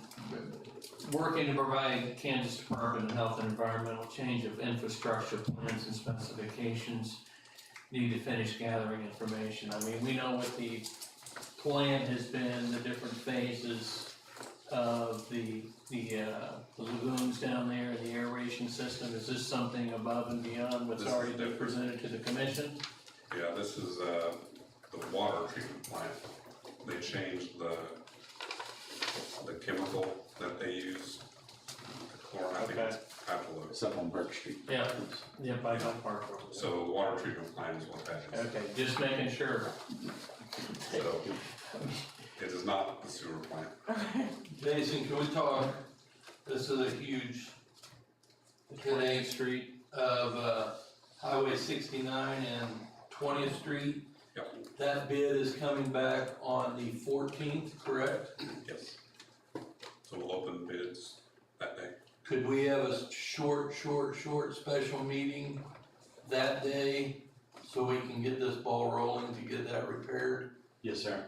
I'll probably dial in for that, but I can do it. And I think that might be all we need, but. I don't know if you're allowed to You can't, approve it ahead of time, approve the low bidder. What time, We'll recommend what time that will you same be day. opening the bids? What time do you wanna call the meeting? What time we have it set, 3 o'clock? Is it 2 or 4? Those are the, I think 2 or 4 usually. We have I don't remember which. I'll be out of town. We have a cross country. we have the street advisory at 5. Oh, so you're going across. You wanna meet right after the street advisory meeting? Yeah, that's what I was gonna say, I would have cross country too. So Jason made a point, approval of the low bidder as an alternative. I mean, that's. Yeah, unless there's something really strange goes on, we'll get the bids and, we didn't send it to somebody we didn't want to bid, so the low bidder is what we usually recommend. So you can pre-approve that recommendation if you would like to do it that way. I just know I'd like to get this going because I've had business owners, a lot of people calling saying, that's causing a lot of trouble. Would anyone not be able to call into a? I can call. What time are you thinking about doing? What And maybe it's a Friday. Did we say 6? 6 o'clock would be my suggestion. Yeah. 6 o'clock, yes. On Thursday, the 14th. We'll be What probably about the same the location. 14th or the 20th? No, the 14th. 14th. Yeah, I've got no problem with that. Okay. 6 o'clock? Yep. 6 o'clock. Just if Lisa could send us out like the Teams Reminder. meeting invite reminder. So yeah, what I'll do, we'll open the bids, I think it's 2 o'clock. I'll take those back with me and do my recommendation letter. We can get that back to Lisa at 6.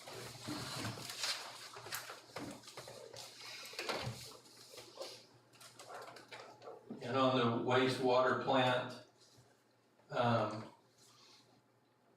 AMS is going to continue to be in Fort Scott for the rest of the year, and ADM has agreed to pay for that.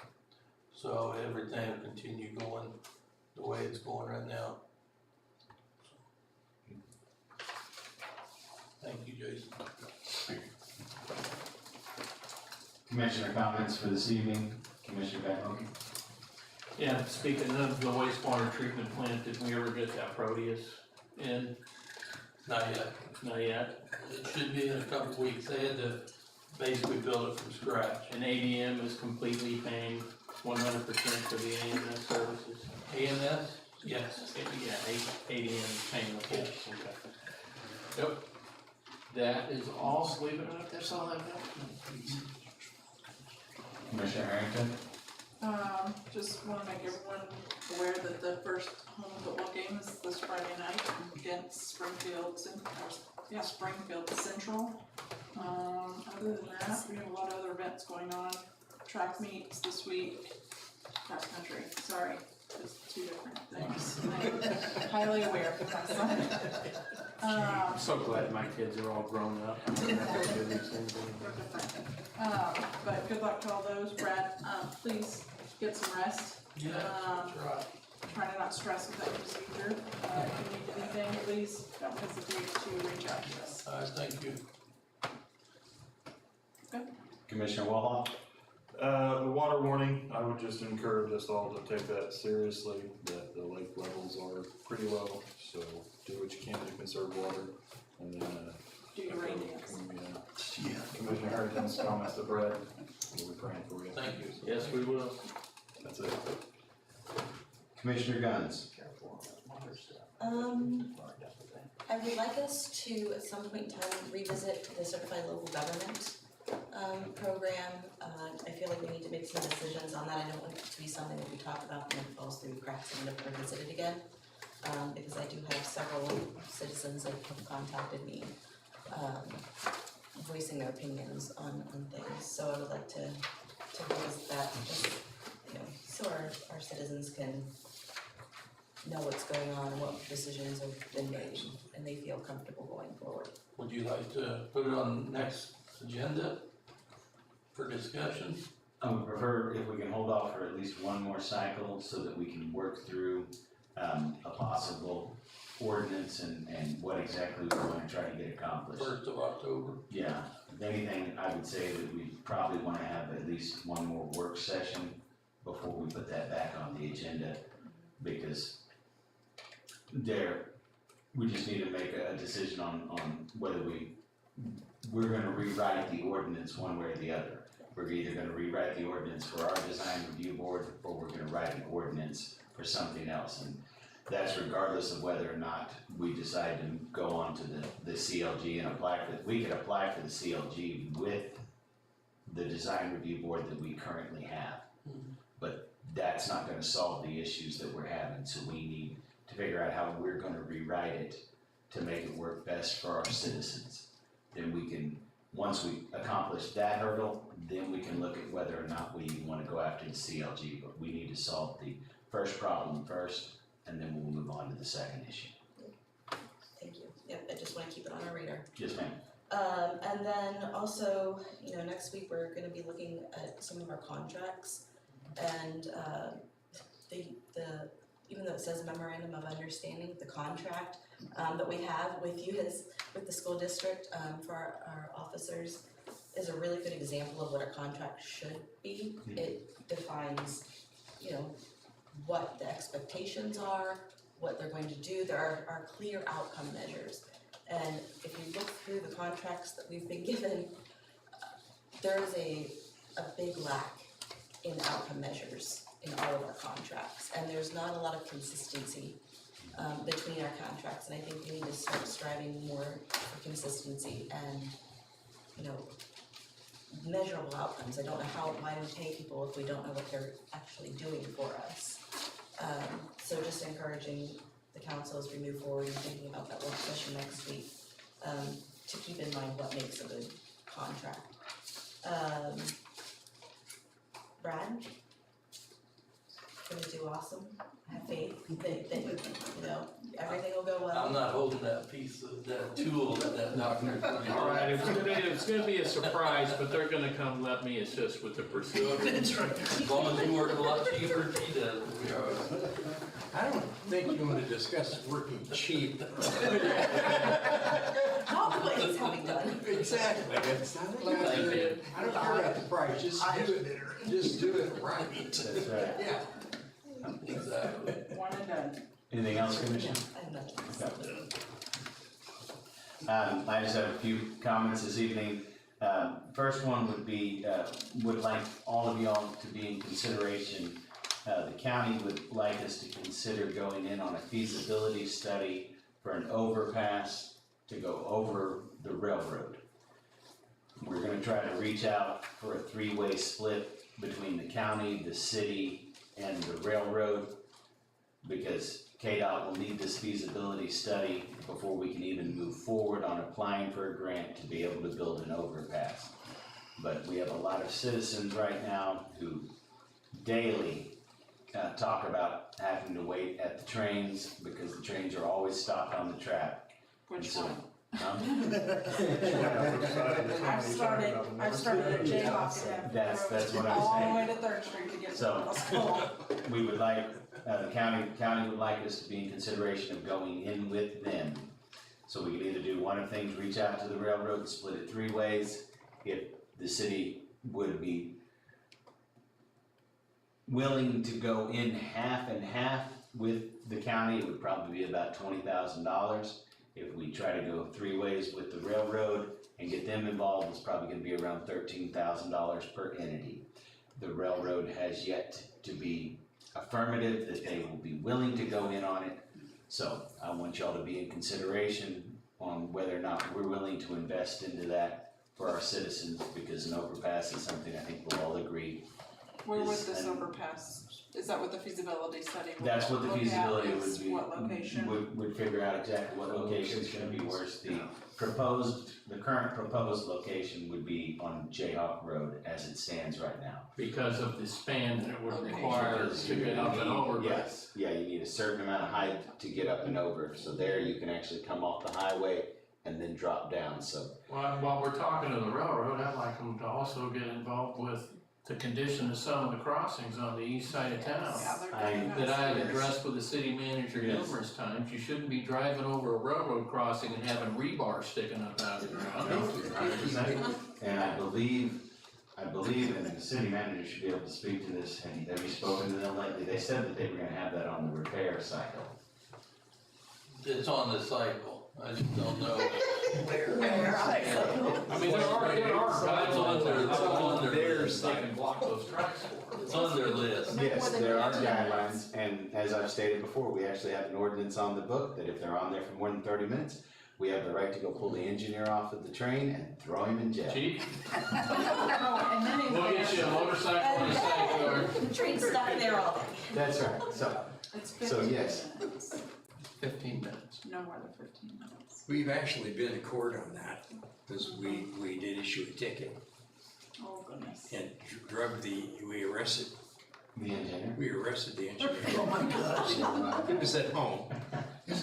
And we got sued by the railroad. Imagine that. And really nice attorneys very effectively came down and did what we already knew, was you have no control over our crossings. By law, Congress has said that here's the regulations, and you're nowhere mentioned, it says exclusive federal. So, Judge, they lose. Judge says, yeah, it looks to me like you lose. And I'm not kidding. We got through, And the nice lawyer says, you know, this isn't a very good deal for you folks. And I said, tell me about it. I said, we issued the ticket because your engineer left the trade running behind a judge's home. And her house filled with fumes, and the windows are doing this, and it was there for a day, just sitting there. And he said, yeah, but we couldn't move it because they had problems with the tractors, blizzard and the snow, and we couldn't get it up to the yard, and we didn't have any place to put it, and whatever. And I said, well, that's all, I understand that, but that's not my problem. My problem is the thing was across, and it was causing problems. And I said, next time, maybe we'd be better off if the engine's abandoned. If somebody went to check it out, you know, to make sure the engineer hadn't had a heart attack. If while they were climbing around, they happened to hit the switch, they shut it off. And he says, oh, you really don't want to do that. He said, do you know how long it takes to start those things? And I said, well, I wouldn't know who would shut it off, but he said, that's a real It'll take a day. What's to keep somebody from just taking, like climbing on there and flipping the Yeah, but where his comment, I said, what if somebody steals it? He says, and goes where? On the tracks that we own. Start it so it goes forward and I then mean, it jump off. was, so I sympathize with everything you say. I've dealt with the railroads. They absolutely are not nice people to deal with. And the only thing that ever got better for a long time was we finally got a yard master here that was sympathetic and understood the problem, and he wasn't, well, the book says this. He was a guy you could actually call and say, hey, you know, I'll see that it gets taken care of. And he would just do it. But those are tough issues. To that end, would you mind looking in the budget and seeing if there's $20,000 available for us to invest in the field? Yeah, this is not something you want to pass up. Okay. Been involved in the railroad, elevating the railroad in Olathe, 15 years ago? That's another government all by itself. It's not even the US government, it's the railroad government. They hired an engineer, the city hired an engineer, his only job was to deal with that railroad. That's all he did, 24/7. The project got done after 4 years, and all they did is just raise one railroad. But yes. Yeah, that's the one underpass kind of thing that they got out of the whole thing. There's two of them, yeah. Okay. Next item I had was, again, this is something that I would like us to consider as a commission, and I talked to Bob about this, and I mentioned it tonight. I would like us to have a standard, either 99 or 199 year lease contract that we can add to any of these land deals that the city continues to get involved in, that has clearly defined clawbacks when people don't meet the objectives that they state when the land is given to them. We have several pieces of property around town where the city gave the land away to certain individuals for a promise of something being done. Nothing's been done on those lands, and unfortunately there were no clawbacks in any of those contracts, and we can't get back the useless piece of land now. And it was city land. So this is something I would like us to consider, is having a basic contract that has clearly defined clawbacks and that lease, so that we can just plug and play it with all these different properties. When people come to us and say, will you abandon this alleyway? Okay, here's our standard thing, we put it together. We'll abandon it for 199 years, but if any of these stipulations aren't met, or if we need it for use for an alleyway or a road, we can take it back. That's a great idea. Thank you. Well then, Bob, in that case, if the commission doesn't have a problem. Well, these folks need to tell me that's what they want me to do. Can we agree to direct Bob to write it up so that we have something to look at? He can, but there's another side to that, and it's something that him and I have had a discussion with in the last week that may be a little bit more pressing than that issue. So, if he wants to begin to work on that, I don't have an issue with that, but I do know that I've got another issue regarding city property and some land and the usage of it that he's looking into right now as well. If it's the issue that I'm aware of, then that's something we need to have a work session on and figure out as quickly as possible, because there are people literally building on city properties right now. You're absolutely right, that is the issue. And, but I think that kind of, I mean, long-term. I didn't know about this. Long-term, the agreement for this is the long-term goal is to resolve that, but the real long-term goal would be to, look at these lease agreements or a 199-year agreement on land that is given from the city. But I would think first and foremost, I would like to, once he's had a chance to get me an answer back on what he's looking into for me, then I will present it in open session to the entire commission. But I don't want to misinform or jump too early on some of that information until he can respond to it. If he gets back to you before we have a regular session, will you call us, have us maybe go into a special session to work on it? Because that sounds like something important and pressing. Oh, it's not anything that's new. No, unfortunately, It's not anything that's new, but it needs to be nipped. Yes. there's plenty of time. Plenty of time. It's not an issue. But. And the only reason I'm hesitant on just doing what you wanna do is, there's only so many hours in the day. And, it's easy to say, well, just draft something up. Well, okay. Well, he has 2 or 3 things he wants me to do, and then somebody else has something they want me to do, and pretty soon it gets put over here. And then Katie calls me and says, where's that wire? Oh, it's here somewhere. I mean, that's my only concern. I don't mind doing something that we need to do. Would you be able to have us something to look at by next month, possibly? Yeah. Okay. Since, with our new community development person, is that something that we could have a new community development person look at other cities that have That's a good that idea. type of a clause and maybe pull their documents? No, that's a good idea. Instead of, Reworking the will? yeah. Right. Okay. That sounds good. We've got a plan on that moving forward. Next item was, needed to decide, and I think Brad and I kind of have an idea, but if any of the other commissioners had any input, I want to go out for a cost-sharing grant on a road to be rebuilt in town. We were looking at Broadway, 6th, or East National. We were thinking East National was probably the best choice for what needs to be done to it. Does anyone have any input on that? East National needs work. What's that? But East National needs work. It needs a lot of work, and it's one of our brick-based roads with nothing underneath it but brick. So.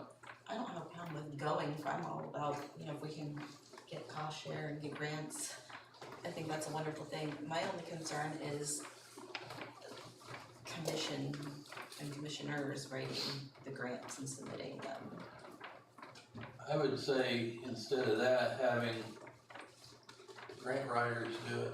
Yeah, I mean, that would be my suggestion too. We pay grant writers. To have one of the people who, so there's no conflict of interest or question there, the city's. I mean, we're paying these folks. Like I mentioned, they'll probably do a better job. Who's our grant writer?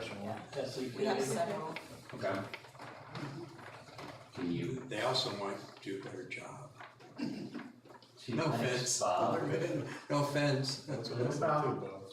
I don't have time to do it anyway, I'm just trying to. That's what I figured. Yeah. I would maybe direct Brad to contact somebody ASAP about, This one's gotta get done. getting it in, Within 15 to 20 days. yeah. We're unfortunately against the wire, which is why I was willing to take it on and write it myself, just to make sure we got it in. Yeah, I just worry about the conflicts that are involved with that. I don't see any conflicts, but I understand that they could definitely do a better job, 100%. You're gonna pay. You're gonna pay for it. Well, apparently we already paid a CPA to write grants for it. Yes, we do. So might as well start using them. All right. I would agree with everyone else that with the water conservation issues that we're dealing with, that anyone who doesn't need to desperately water their yard right now or to desperately fill their pools with water right now, to please be in consideration of our need for water. And this is just asking people to pull together as a community and see the need of everyone as a greater need than just having green grass outside their house. So please, people, find it in your hearts to help us all pull together in this time and work as a community to make sure that we have enough water for people to be able to drink and for the necessities of life. I thank you all very much for thinking of Fort Scott first in this situation as you consider how your water usage could possibly be curtailed. And I would ask everyone to join me real quick. I want to pray over Brad. Lord God, we just thank you and give you praise this evening for all that you do for us, Lord God. And we just want to ask for a blessing over Brad and over the surgery that's going to take place, Lord God. We want to call out to you to allow your ministering hands to be upon the doctors and the nurses who will be attending to him, Lord. And we just thank you and we give you praise for the glory that we will be able to report of how successful the surgery is going to be, how swiftly it's going to go forward, and how miraculously the healing will take place afterwards. We just glorify you for it, Lord God, because you're the one who heals us. You are Yahweh Rapha, our God of healing. And we thank you, Lord, for looking over Brad and for keeping him safe for us, because he is someone we value, Lord God, and we know that you value him too, as he is a servant of yours. In Jesus' name we pray. Amen. Amen. Motion to adjourn. Second. Katie Harrington. Yes. Adam Mohawk. Yes. Melissa Gunn. Yes. Tim Vanderkey. Yes. Matthew Wells. Yes, meeting adjourned. We forgot Bob. Huh? He adjourned before I had a chance to go. Bob, do you have anything? Brad, real quick, I was like, no. Did you have anything? He had a great story about the railroad. Yeah, we touched your whole railroad story, which are. It was your comment. Well, I've been here long enough and talked about. We'll want those documents to sign. Story about you. I do. They're going on the agenda for next week. That's right. Too bad on purpose. I didn't bring my special pen. Oh, it's out in my truck. Do I have any?